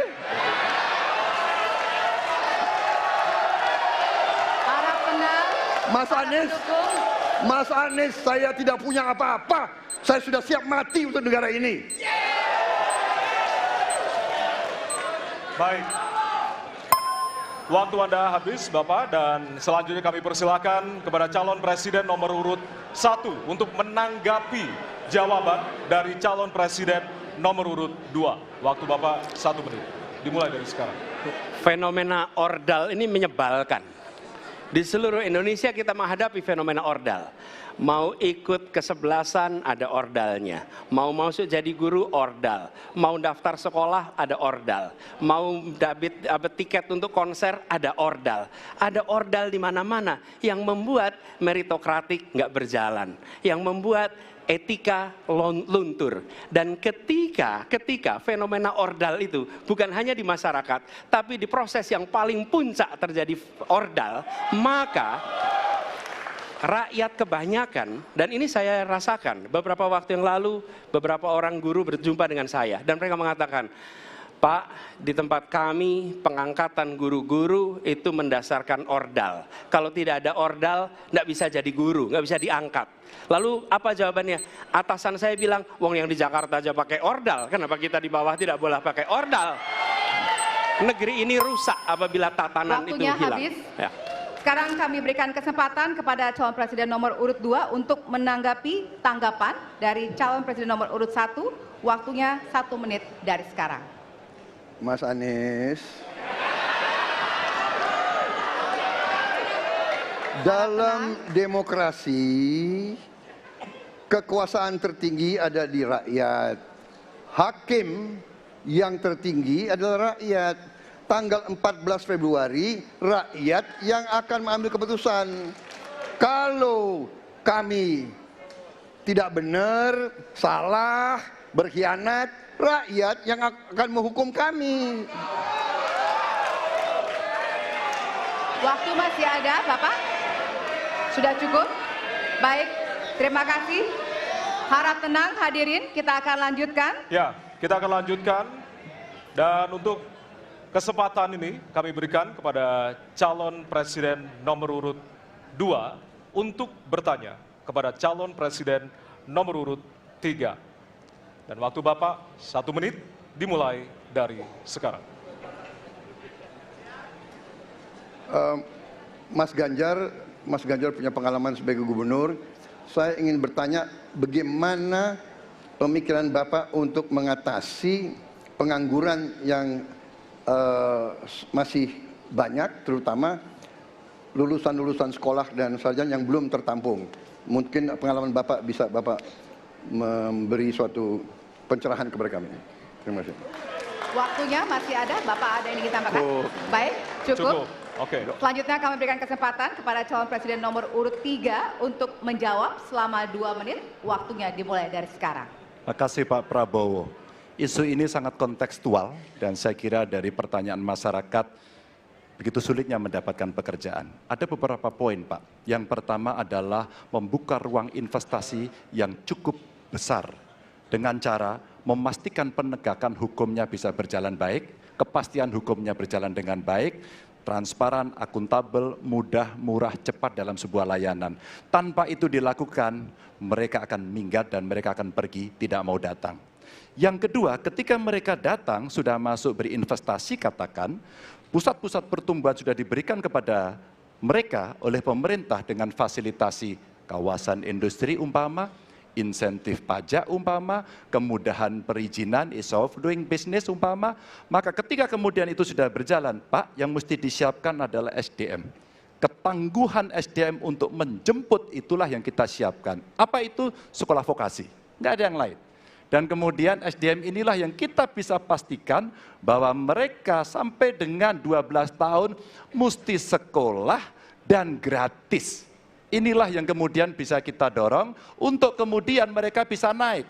Ada juga tindakan afirmasi sekaligus untuk menurunkan kemiskinan adalah setiap satu keluarga miskin kita kasih kesempatan satu anaknya sampai ke perguruan tinggi. Karena itulah yang akan membongkar dan kemudian memberikan ruang pekerjaan yang jauh lebih banyak kepada mereka. Maka peran-peran inilah yang mesti kita dorong. Kawasan industri Kendal sudah bekerja sama dengan 100-an lebih sekolah vokasi. Kawasan industri di Batang sedang kita siapkan, bahkan kita bangunkan sekolah. Kerjasama antara pusat, provinsi, kabupaten menjadi begitu penting untuk memfasilitasi itu, dan kemudian tugas kita mensosialisasikan untuk mereka bisa terlibat di dalamnya. Baik. Ya, waktu Anda habis Bapak, dan kami persilakan kepada calon presiden nomor urut 2 untuk menanggapi jawaban dari calon presiden nomor urut 3. Waktu Bapak 1 menit. Saya senang mendengar jawaban itu. Berarti Bapak bisa mengakui prestasi pemerintah Jokowi dalam mengembangkan KEK semua, mendorong hilirisasi, menciptakan lapangan kerja, mengundang investor-investor ke Jawa Tengah untuk menciptakan pertumbuhan ekonomi yang bermutu dan berkelanjutan. Terima kasih. Ya. Waktunya masih ada, Bapak? Cukup. Baik, selanjutnya kita berikan kesempatan kepada calon presiden nomor urut 3 untuk menanggapi tanggapan dari calon presiden nomor urut 2. Waktunya 1 menit dari sekarang. Pak Prabowo, terima kasih. Ketika kami merancang kawasan-kawasan industri dan bagaimana percepatan itu kita lakukan, kami duduk dengan para menteri, bahkan kami duduk dengan presiden. Kami punya pikiran yang sama dalam merancang ini karena kita ingin menjemput 2045 sebagai negara maju, negara unggul. Itu yang harus kita ciptakan. Maka ketika kemudian soal setuju tidak setuju, kami hampir 10 tahun. Bahkan proyek-proyek strategis nasional yang ada di Jawa Tengah, saya bereskan, Pak. Karena itu bentuk tanggung jawab kami sebagai wakil pemerintah pusat di daerah, dan kami tahu posisi itu agar kita berada dalam satu barisan menjemput keunggulan Indonesia di 2045. Masih ada waktu Bapak? Cukup? Baik. Ya, dan selanjutnya kita akan berikan kesempatan calon presiden nomor urut 3 untuk bertanya kepada calon presiden nomor urut 1. Dan waktu Bapak 1 menit dimulai dari sekarang. Mas Anies pernah menjadi gubernur ibu kota. Dan hari ini menjadi isu publik, saya barusan dari IKN. Mas Anies, dengan berbagai kondisi yang ada di Jakarta, traffic jam, orang bermigrasi, bagaimana polusi yang terjadi. Saya pengen dapat statement yang clear dari Mas Anies. Apa pendapat Mas Anies ketika kemudian Indonesia sentris itu ingin dibangun, mimpi besar anak bangsa sejak presiden sebelumnya ingin dibangun untuk memindahkan ibu kota dari Jakarta ke IKN. Silakan. Baik, waktunya masih ada, Bapak? Cukup. Cukup, baik. Terima kasih. Kemudian kami silakan calon presiden nomor urut 1 untuk memberikan jawaban selama 2 menit, dimulai dari sekarang. Kalau ada masalah jangan ditinggalkan, diselesaikan. Itu filosofi nomor 1. Jadi ketika di Jakarta menghadapi masalah, maka masalah lingkungan hidup, masalah lalu lintas, kepadatan penduduk, ini harus diselesaikan. Ditinggalkan tidak kemudian membuat otomatis selesai. Justru ini yang harus dibereskan. Kalau kami melihat, begitu kita bicara lalu lintas, kontribusi aparat sipil negara di dalam kemacetan itu hanya 4-7%. Jadi nggak akan mengurangi kemacetan di sini. Yang kedua, soal lingkungan hidup. Kalau yang pindah itu pemerintah, bisnis, keluarga masih tetap di sini, masih tetap ada masalah. Karena itu kami berpandangan, masalah yang di Jakarta harus diselesaikan dengan transportasi umum yang dibangun. Kemudian yang kedua, menambah taman yang dibangun, transportasi umum berbasis elektrik. Dan itu semua dikerjakan untuk membuat Jakarta menjadi kota yang nyaman, aman, kota yang membuat kita bisa hidup dengan sehat. Itu terkait dengan Jakarta. Jadi, jangan kita meniru pemerintah Belanda. Mereka punya kota tua. Ketika kota tua turun permukaan, mereka pindah ke selatan, bikin di sekitar Monas. Ditinggalkan, masalah tidak diselesaikan. Kita harus menghadapi masalah dengan menyelesaikan. Lalu yang kedua, terkait dengan IKN. Ketika kita memiliki masalah yang masih urgen di depan mata kita, di Kalimantan sendiri, kebutuhan untuk membangun sekolah yang rusak sangat banyak. Membangun kereta api atau jalur tol antar kota di Kalimantan itu urgen. Yang merasakan dari uang itu siapa? Rakyat. Sementara yang kita kerjakan hanya membangun tempat untuk aparat sipil negara bekerja, bukan untuk rakyat dan bukan pusat perekonomian. Baik. Ya, waktu Anda habis dan kami persilakan kepada calon presiden nomor urut 3 untuk menanggapi jawaban dari calon presiden nomor urut 1. Waktu Bapak 1 menit, disilakan. Apakah boleh saya simpulkan kalau begitu Mas Anies dalam posisi yang oposisi terhadap beberapa kebijakan termasuk IKN menolak IKN dilanjutkan? Terima kasih. Cukup Bapak? Cukup. Baik. Baik, selanjutnya kami berikan kesempatan kepada calon presiden nomor urut 1 untuk menanggapi tanggapan dari calon presiden nomor urut 3, waktunya 1 menit dari sekarang. Inilah salah satu contoh produk hukum yang tidak melewati proses dialog publik yang lengkap. Sehingga dialognya sesudah jadi undang-undang. Dan ketika dialognya sudah undang-undang, siapapun yang kritis dianggap oposisi, siapapun yang pro dianggap pro pemerintah. Kenapa? Karena tidak ada proses pembahasan yang komprehensif yang memberikan ruang kepada publik. Ini negara hukum, bukan negara kekuasaan. Dalam negara hukum, berikan ruang kepada publik untuk membahas sebuah peraturan sebelum dia ditetapkan. Tapi ini nada-nadanya seperti negara kekuasaan, di mana penguasa menentukan hukum. Dan kemudian dari situ kita berdebat pro kon. Kami melihat ada kebutuhan-kebutuhan urgen yang dibangun untuk rakyat. Kalau hari ini kita belum bisa menyiapkan pupuk lengkap, tapi pada saat yang sama kita membangun sebuah istana untuk presiden, di mana rasa keadilan kita? Oke? Waktunya sudah habis. Ya, dan kami masih ada 1 segmen lagi. Untuk itu kami persilakan kepada bapak-bapak untuk kembali ke tempat duduk masing-masing. Masih ada 1 segmen lagi untuk bertanya dan juga saling menanggapi. Kami persilakan bapak-bapak untuk kembali ke tempat. Pada hadirin, kami mohon untuk tenang terlebih dahulu. Kita akan lanjutkan debat dengan suasana tentunya yang lebih hangat. Ya. Untuk tetaplah bersama kami di debat pertama calon presiden 2024.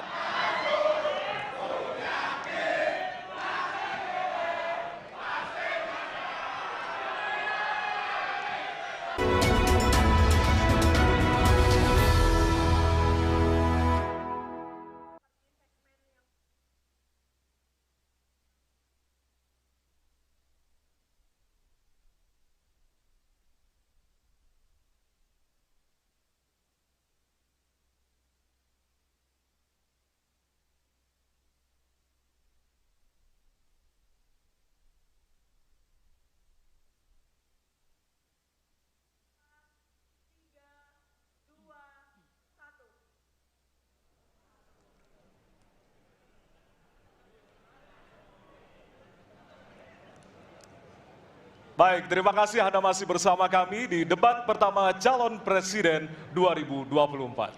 Ya, masih sama seperti segmen sebelumnya. Setiap calon presiden akan memberikan satu pertanyaan kepada calon presiden lainnya dan jawaban pertanyaan akan ditanggapi oleh calon presiden penanya untuk kemudian direspon kembali oleh calon presiden lainnya. Yang direspon adalah apa yang disampaikan oleh calon presiden lainnya. Dan kita akan undang kembali ketiga calon presiden 2024 untuk naik ke atas panggung. Kami persilakan kepada bapak-bapak untuk bisa menuju ke panggung utama. Dan kembali kami ingatkan kepada bapak-bapak calon presiden bahwasanya tema di malam hari ini terdiri dari beberapa subtema, yaitu pemerintahan, hukum, hak asasi manusia, pemberantasan korupsi, penguatan demokrasi, peningkatan pelayanan publik, penanganan disinformasi, dan kerukunan warga. Untuk itu, kesempatan pertama akan diberikan kepada calon presiden nomor urut 2 untuk bertanya kepada calon presiden nomor urut 1. Waktu Bapak 1 menit dimulai dari sekarang. Mas Anies pernah jadi gubernur 5 tahun di DKI. Anggaran DKI setahun sekitar 80 T. Jumlah penduduk Indonesia DKI 10 juta kira-kira kurang lebih. APBD Jawa Barat 35 T, jumlah penduduknya 50 juta, 5 kali DKI. Tetapi selama Mas Anies mimpin, sering sekali DKI menerima indeks polusi tertinggi di dunia. Bagaimana dengan anggaran 80 T, Pak Anies sebagai gubernur tidak dapat berbuat sesuatu yang berarti untuk mengurangi polusi? Terima kasih. Waktunya masih ada, Bapak? Sudah cukup? Baik, kita akan lanjutkan pada calon presiden nomor urut 1. Kami beri kesempatan untuk menjawab pertanyaan selama 2 menit, dimulai dari sekarang. Pak Prabowo, terima kasih atas pertanyaan yang bagus, tetapi kurang akurat. Saya akan jelaskan, Pak. Ketika satu daerah mengatakan di tempat kami tidak ada COVID, di tempat kami COVID banyak, lalu yang tidak ada COVID kami tanya, kenapa tidak ada COVID? Nah, kami nggak punya alat testing, Pak. Karena tidak punya alat testing, maka tidak ada COVID. Yang punya alat testing, maka ada COVID. Okay? Saya tidak tanya COVID, saya tanya polusi. Boleh saya selesaikan dulu? Ya. Jadi, apa yang terjadi? Di Jakarta kami memasang alat pemantau polusi udara. Bila masalah polusi udara itu bersumber dari dalam kota Jakarta, maka hari ini, besok, minggu depan konsisten selalu akan kotor. Tapi apa yang terjadi? Ada hari di mana kita bersih, ada hari di mana kita kotor. Ada masa minggu pagi, Jagakarsa sangat kotor. Apa yang terjadi? Polusi udara tak punya KTP. Angin tak ada KTP-nya. Angin itu bergerak dari sana sini. Ketika polutan yang muncul dari pembangkit listrik, tenaga uap, mengalir ke Jakarta, maka Jakarta punya indikator, karena itu Jakarta mengatakan ada polusi udara. Ketika anginnya bergerak ke arah Lampung, ke arah Sumatera, ke arah Laut Jawa, di sana tidak ada alat monitor, maka tidak muncul. Dan Jakarta pada saat itu bersih. Kalau problemnya dari dalam kota saja, maka konsisten tiap waktu. Ya, kita punya masalah polusi. Karena itu kita kerjakan dengan apa? Kita lakukan, Pak. 1, dengan pengendalian emisi dari kendaraan bermotor dan pengujian emisi sekarang wajib. Yang kedua, elektrifikasi kendaraan umum. Yang ketiga, konversi kendaraan umum. Dan dulu yang naik kendaraan umum hanya 350.000 per hari, sekarang 1 juta per hari. Jadi itu kita kerjakan untuk menangani soal polusi di Jakarta. Baik. Masih ada waktu, Bapak? Cukup? Ya. Kami persilakan kepada calon presiden nomor urut 2 untuk kemudian menanggapi jawaban dari calon presiden nomor urut 1. Waktu Bapak 1 menit dimulai dari sekarang. Ya susah kalau kita menyalahkan angin dari mana saja ya. Jadi saya bertanya dengan anggaran segitu besar, jumlah pendidik, ya, langkah-langkah yang bisa dilakukan untuk dengan real dalam 5 tahun mengurangi polusi, juga di mana rakyat Jakarta begitu banyak yang mengalami sakit pernafasan Jadi saya kira kalau kita dengan gampang menyalahkan angin, hujan dan sebagainya, ya mungkin tidak perlu ada pemerintahan kalau begitu. Ya. Terima kasih. Ya. Masih ada waktu? Akan menambahkan? Cukup. Cukup. Baik, selanjutnya kami berikan kesempatan kepada calon presiden nomor urut 1 untuk menanggapi tanggapan dari calon presiden nomor urut 2. Waktunya 1 menit, dimulai dari sekarang. Ya, inilah bedanya yang berbicara pakai data, yang berbicara pakai fiksi. Oke? Ini pakai data. Jadi ketika ditunjukkan, ya memang ada sumber polutan dari dalam kota. Tapi kalau sumber polutan itu hanya dari dalam kota, maka Pak pakai logika sederhana sekali. Jumlah motor dari hari ke hari sama, jumlah mobil dari hari ke hari sama. Maka harusnya angka polusinya sama setiap waktu. Betul tidak? Tapi jumlah motor sama, jumlah mobil sama, ada kita sangat polusi. Ada sisi sangat tidak polusi. Nanti kalau perlu saya kirimkan gambar satelitnya kepada Bapak supaya Bapak bisa menyaksikan. Dan inilah mengapa kita mengambil langkah itu pakai ilmu pengetahuan, pakai data dan menggunakan saintis untuk terlibat. Kalau tidak pakai itu, maka nggak akan ada langkah yang benar. Dan ini kemudian saya teruskan, Pak, bagaimana pengendalian itu dikerjakan untuk dalam Jakarta. Jika saya terpilih presiden, maka yang luar Jakarta saya kendalikan juga, Pak. Baik. Terima kasih. Ya. Dan selanjutnya kami akan beri kesempatan bertanya yang tentunya akan diberikan kepada calon presiden nomor urut 3 untuk bertanya ke calon presiden nomor urut 2. Waktu Bapak 1 menit dimulai dari sekarang. Izinkan saya harus membaca data untuk mengingatkan. Pak Prabowo, karena nomor 2 saya pertanyaannya 2. Ada 12 kasus pelanggaran HAM berat yang sudah dikeluarkan mulai dari peristiwa 65, penembakan misterius, Talang Sari, penghilangan paksa sampai Wamena. Dan saya ingatkan tahun 2009, DPR sudah mengeluarkan 4 rekomendasi pada saat itu kepada Presiden. 1, membentuk pengadilan HAM ad hoc. Yang kedua, menemukan 13 korban penghilangan paksa. Yang keempat, memberikan kompensasi dan pemulihan. Dan yang keempat, meratifikasi konvensi anti penghilangan paksa sebagai upaya pencegahan. Pertanyaan saja 2. Kalau Bapak ada di situ, apakah akan membuat pengadilan HAM dan membereskan rekomendasi DPR? Pertanyaan kedua, di luar sana menunggu banyak ibu-ibu, apakah Bapak bisa membantu menemukan di mana kuburnya yang hilang agar mereka bisa berziarah? Saya persilakan.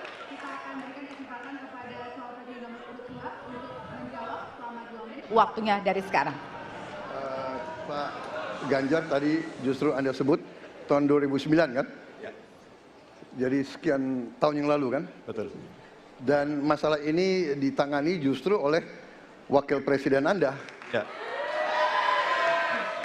Ya. Jadi apalagi mau ditanya kepada saya? Saya sudah menjawab berkali-kali, ada rekam digitalnya. Saya sudah jawab berkali-kali. Tiap 5 tahun kalau polling saya naik, ditanya lagi soal itu.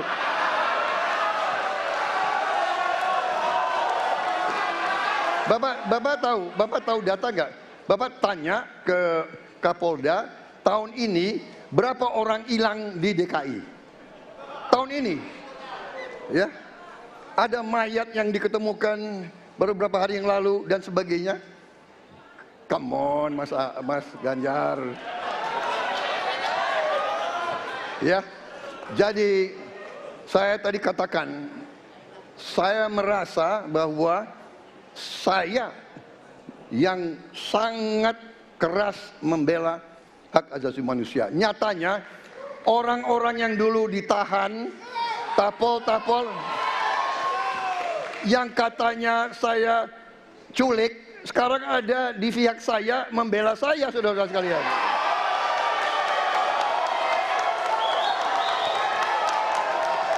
Jadi masalah HAM jangan dipolitisasi, Mas Ganjar, ya. Menurut saya, ya. Saya kira begitu jawaban saya. Masih ada waktu, Dan Bapak? kedua, Pak. Akan menambahkan? Cukup. Cukup, baik. Dan selanjutnya kami persilakan kepada calon presiden nomor urut 3 untuk menanggapi jawaban dari calon presiden nomor urut 2. Waktu Bapak 1 menit, dimulai dari sekarang. Prabowo ini punya ketegasan yang luar biasa. luar biasa. Tapi sayang pada dua jawaban ini sama sekali tidak punya ketegasan itu. Kenapa saya sampaikan? Pertanyaan saya sebenarnya satu, apakah kalau Bapak jadi presiden akan membuat pengadilan HAM? Pertanyaan nomor kedua, apakah Bapak bisa menemukan, menunjukkan, membantu pada keluarga agar kemudian mereka bisa berziarah? Dua ini sama-sama tidak dijawab. Maka kalau kemudian saya boleh meminta, kalau saya jadi presiden, Pak, saya akan bereskan ini, Pak. Agar kemudian dalam kontestasi pilpres berikutnya, ini tidak akan muncul lagi karena presidennya tegas menuntaskan pekerjaan itu pada eranya. Terima kasih. Waktunya masih ada, Bapak? Cukup. Cukup. Baik, kita berikan kesempatan kepada calon presiden nomor urut 2 untuk menanggapi tanggapan dari calon presiden nomor urut 3. Waktunya 1 menit dari sekarang. Loh, kok dibilang saya tidak tegas? Saya tegas akan menegakkan hak asasi manusia. Masalah yang Bapak tanyakan agak tendensius. Kenapa yang 13 orang hilang pada saat itu ditanya kepada saya? Itu tendensius, Pak Ganjar, ya. Itu tendensius. Dan wakil Bapak yang mengurus ini selama ini. Jadi kalau memang keputusannya mengadakan pengadilan HAM, ya kita adakan pengadilan HAM. Nggak ada masalah. Ya. Baik. Sudah, Pak? Masih ada waktunya, waktu? Pak? Sudah cukup, Ya. Pak Prabowo? Namanya usaha. Terima kasih. Sudah cukup? Baik. Oke. Ya, dan Harap selanjutnya tenang. kita akan menuju ke pertanyaan dan kali ini kesempatan bertanya akan diberikan kepada calon presiden nomor urut 1 untuk kemudian bertanya kepada calon presiden nomor urut 3. Waktu Bapak 1 menit dimulai dari sekarang. Ada dua peristiwa yang menarik perhatian dan perlu kita bahas di sini. Oke. Peristiwa Kanjuruhan dan peristiwa kilometer 50. Di situ proses hukum sudah dijalankan, tetapi rasa keadilan masih belum muncul. Pada saat ini kita menyaksikan masih banyak pertanyaan, bahkan keluarga-keluarga korban masih mempertanyakan. Karena itu, saya ingin bertanya kepada Pak Ganjar. Saya posisinya adalah ini harus dituntaskan. Ini harus bisa menghadirkan rasa keadilan, bukan saja soal legalnya yang sudah diselesaikan. Saya ingin tanya posisi Pak Ganjar di dalam dua peristiwa ini. Terima kasih. Waktunya masih ada, Bapak? Sudah cukup? Oh, sudah cukup. Baik. Baik. Terima kasih kepada calon presiden nomor urut 3. Kami berikan kesempatan untuk menjawab selama 2 menit. Waktunya dimulai dari sekarang. Terima kasih, Mas Anies. Saya kira dua isu itu menjadi public talks. Kanjuruhan. Kita bisa bertemu dengan para pencari fakta. Kita bisa melindungi korban. Kita bisa membereskan urusan mereka dari sisi keadilan korban, termasuk di kilometer 50. Ketika kita bisa bereskan semuanya, maka kita akan naik dalam satu tahap. Apakah kemudian proses legal dan kemudian mencari keputusan yang adil bisa dilakukan? Jawaban saya, bisa. Jadi dalam pemerintahan ini mesti berani untuk tidak lagi menyandra persoalan-persoalan masa lalu sehingga berlarut-larut. Sehingga apa yang terjadi ketika muncul terus-menerus akan menjadi sensi. Sensi terus karena tidak pernah ada keputusan. Maka cara-cara ini mesti dihentikan dan kita mesti berani tegas. Kadang-kadang kita juga mesti harus berpikir dalam situasi yang lebih besar. Mari kita ciptakan kembali Undang-Undang KKR. Mari kita hadirkan kembali Undang-Undang KKR agar seluruh persoalan-persoalan pelanggaran HAM itu bisa kita bereskan dengan cara itu. Sehingga bangsa ini akan maju dan tidak lagi kemudian berpikir mundur karena persoalan-persoalan seperti itu yang tidak pernah dituntaskan. Kita harus tuntaskan itu. Baik. Masih tersisa waktunya, Bapak? Cukup. Cukup? Baik. Ya, dan kami silakan kepada calon presiden nomor urut 1 untuk menanggapi jawaban dari calon presiden nomor urut 3. Ya. Waktu Anda 1 menit, Bapak. Ya, jawabannya kurang komprehensif karena masalahnya lebih kompleks dari itu, Pak Ganjar. Tapi izinkan saya sampaikan, untuk seperti ini minimal saya melihat harus mengerjakan minimum 4 hal. Satu adalah memastikan bahwa proses hukum menghasilkan keadilan. Yang kedua, ungkap seluruh fakta sehingga kebenaran menjadi pengetahuan semua, termasuk closure bagi keluarga. Yang ketiga, korban, harus ada kompensasi, clear. Dan yang keempat, negara harus memberikan jaminan bahwa peristiwa-peristiwa seperti ini tidak boleh berulang kembali. 4 harus dikerjakan. Nah, saya kemudian melihat untuk itu bisa dikerjakan, maka kita tidak bisa abu-abu seperti yang tadi disampaikan. Saya melihat kalau begitu 4 ini harus dilakukan, berarti yang pertama mungkin kita harus melakukan investigasi ulang, melakukan review. Kita harus menyelamatkan institusi, memastikan bahwa institusi itu selamat. Saya ingin tahu apakah Pak Ganjar sependapat dengan pandangan saya. Terima kasih Pak Ganjar. Baik. Waktunya habis, selanjutnya kami berikan kesempatan kepada calon presiden nomor urut 3 untuk menanggapi tanggapan dari calon presiden nomor urut 1. Waktunya 1 menit dari sekarang. Soal komprehensi atau tidak komprehensif terkait dengan itu selera dan subjektif. Dari 4 hal tadi itu, saya kira hampir semua pelindungan korban dilakukan. Saya sampaikan pencari fakta sudah pernah ada. Kalau kemudian tidak terjadi, tidak boleh terjadi lagi, saya kira itu value yang mesti dicontohkan. Kita kerjakan semuanya. Saya orang yang tidak pernah abu-abu, hitam putih, sat-set.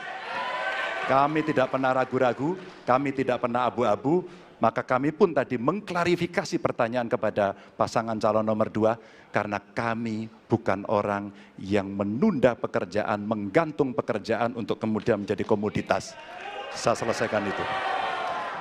Masih ada waktunya Bapak? Akan Cukup. ditambahkan? Baik. Ya, dan kita berikan apresiasi kepada 3 calon presiden yang tadi sudah berdebat dan saling bertanya di kesempatan malam hari ini, Pak. Ya, selanjutnya kami persilakan kepada bapak-bapak untuk kembali ke tempat duduk. Kami persilakan Bapak untuk kembali ke tempat duduk semula. Hadirin, harap tenang, kita akan masih lanjutkan acara. Hadirin harap tenang.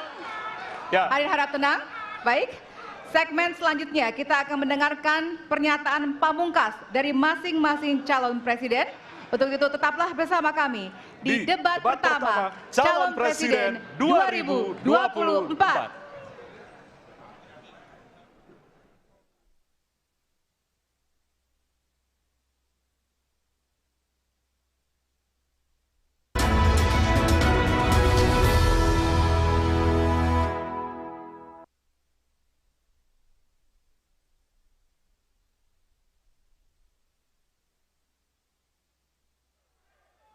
Kita ada di segmen terakhir dalam debat pertama calon presiden 2024.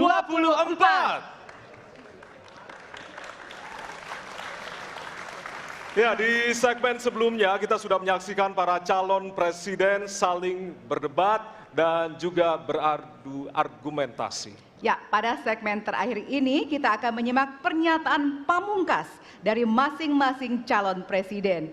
Kami mohon para calon presiden untuk maju ke panggung menyampaikan pesan penutupnya. Baik, kami persilakan kepada bapak-bapak calon presiden untuk kemudian merapat menuju ke panggung utama.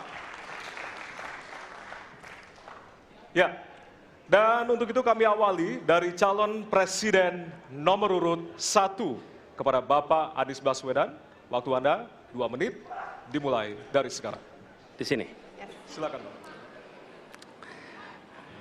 Saya rasa kita sama, rakyat Indonesia, saya, kita semua. Bahwa kita menginginkan sebuah negeri di mana praktek korupsi diberantas hingga tuntas. Pemerintah memberikan pelayanan yang terbaik. Dan kemudian kita menjunjung tinggi etika. Kita sama di situ.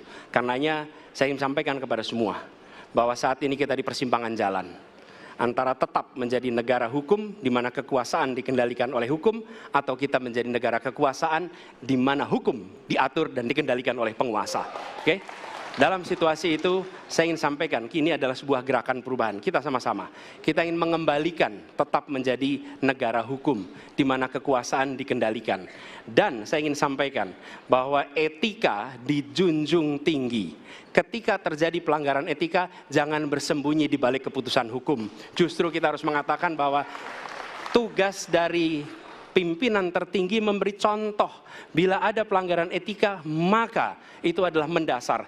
Bila tidak, maka ke bawah, ke seluruh rakyat, semua akan kompromi. Dan praktek orang dalam yang tadi saya sampaikan akan merusak sendi-sendi kehidupan bernegara kita. Rusak kita. Karena itulah penting sekali kita menjunjung tinggi etika. Dan itu dilakukan oleh siapa? Dari mulai calon presiden sudah diuji. Apa dia kompromi atau tidak pada etika. Okay? Lalu bagi anak-anak muda. Anak-anak muda, kita semua menyadari pemilu ini tentang masa depan. Anda pemilik masa depan. Saya yakin Anda akan memilih yang serius untuk jadi presiden. Bukan yang main-main untuk jadi presiden.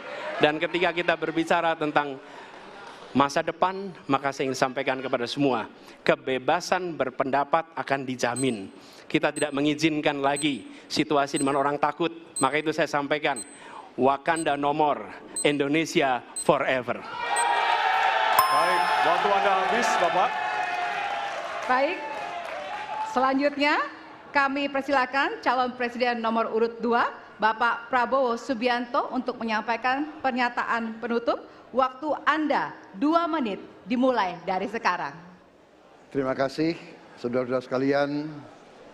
Kita harus selalu ingat bahwa kemerdekaan ini didapatkan melalui proses yang sangat panjang, perjuangan yang sangat panjang, berganti-ganti negara-negara lain datang menindas kita, merampas kita, dan ini adalah hukum sejarah manusia. Yang kuat akan menindas yang lemah. Kita bersyukur kita sudah bangun suatu negara yang memiliki demokrasi dengan segala kekurangannya. Kita bersyukur semua pemimpin telah membantu menambahkan kemajuan kita. Kita ingin lebih maju, kita ingin lebih baik, kita ingin lebih adil, kita ingin hilangkan kemiskinan, dan kita ingin hilangkan korupsi. Kita negara yang sangat kaya, kekayaan kita luar biasa. Kami, Prabowo Gibran, Koalisi Indonesia Maju, siap melanjutkan fondasi yang sudah dibangun oleh pendahulu-pendahulu kita. Kita yakin Indonesia akan melompat menjadi negara hebat, negara maju, negara makmur, negara adil. Hanya dengan demikian, tetapi syaratnya kita harus rukun, kita harus bersatu, kita tidak boleh menghasut, memecah belah. Kita tidak boleh untuk kepentingan sesaat, untuk kepentingan jangka pendek, untuk kepentingan diri kita, kelompok kita, kita tidak boleh mengorbankan persatuan, kesatuan, kerukunan bangsa Indonesia. Hanya dengan kerukunan, hanya dengan kearifan, hanya dengan kebersihan jiwa, tidak dengan permainan kata-kata retorika, tapi sungguh cinta tanah air, Indonesia akan maju. Habis, negara Bapak. Hebat. Terima kasih. Terima kasih. Baik. Ya. Dan yang terakhir kita akan menuju ke calon presiden nomor urut 3, Bapak Ganjar Pranowo. Waktu Anda 2 menit dimulai dari sekarang. Terima kasih. Ini panggilan sejarah buat Ganjar Mahfud. Ganjar seorang anak polisi berpangkat tidak tinggi, bertugas di kecamatan. Pak Mahfud, bapaknya pegawai kecamatan. Kalau kita berada pada momentum yang sama, kami dan Pak Mahfud ini adalah orang kecil yang kalau bapaknya rapat kira-kira anggota Forkompimcam. Kami hanya di level kecamatan. Kami telah terbiasa mencoba mendengarkan keluh kesah rakyat. Panggilan sejarah inilah yang kemudian coba kita klasifikasi dari seluruh persoalan yang muncul. Bagaimana kita memberikan afirmasi kepada kelompok rentan. Ada kelompok perempuan, penyandang disabilitas, anak-anak, termasuk manula. Mereka butuh perhatian yang lebih. Maka inilah cara kita membangun melibatkan mereka tanpa meninggalkan mereka. No one left behind. Yang kedua, bagaimana pemerintah betul-betul bisa melayani dengan memberikan teladan dari pemimpin tertinggi. Yang anti korupsi, yang menunjukkan integritas, yang menunjukkan layanan pemerintahan yang mudah, murah, cepat, sat. Kalau itu bisa kita lakukan, maka betapa bahagianya rakyat ini. Pemerintah ini ada. Yang ketika dikritik tidak baperan, yang ketika media menulis, mereka merasa ini vitamin buat dirinya, bukan sedang merongrong, apalagi kemudian merasa terancam. Maka kalaulah kemudian demokratisasi ini bisa kita laksanakan dengan baik, sesuai dengan amanah reformasi, nggak ada lagi cerita Bu Sinta, nggak ada cerita Mas Butet, nggak ada cerita Melki, tidak ada itu. Karena dewasa kita dalam berdemokrasi, maka dalam penghormatan terhadap HAM, mari kita konsisten antara pikiran, perkataan, dan perbuatan. Dan saya berdiri bersama korban untuk keadilan. Terima kasih. Mohon maaf kalau ada kata-kata saya yang kurang. Baik, waktunya habis, Ya. pas sekali. Baik, hadirin, kita berikan tepukan yang paling meriah untuk para calon pemimpin Indonesia. Ya, kita sama-sama menjadi saksi dari ketiga calon presiden yang tentunya beradu ide, gagasan, dan juga program-program.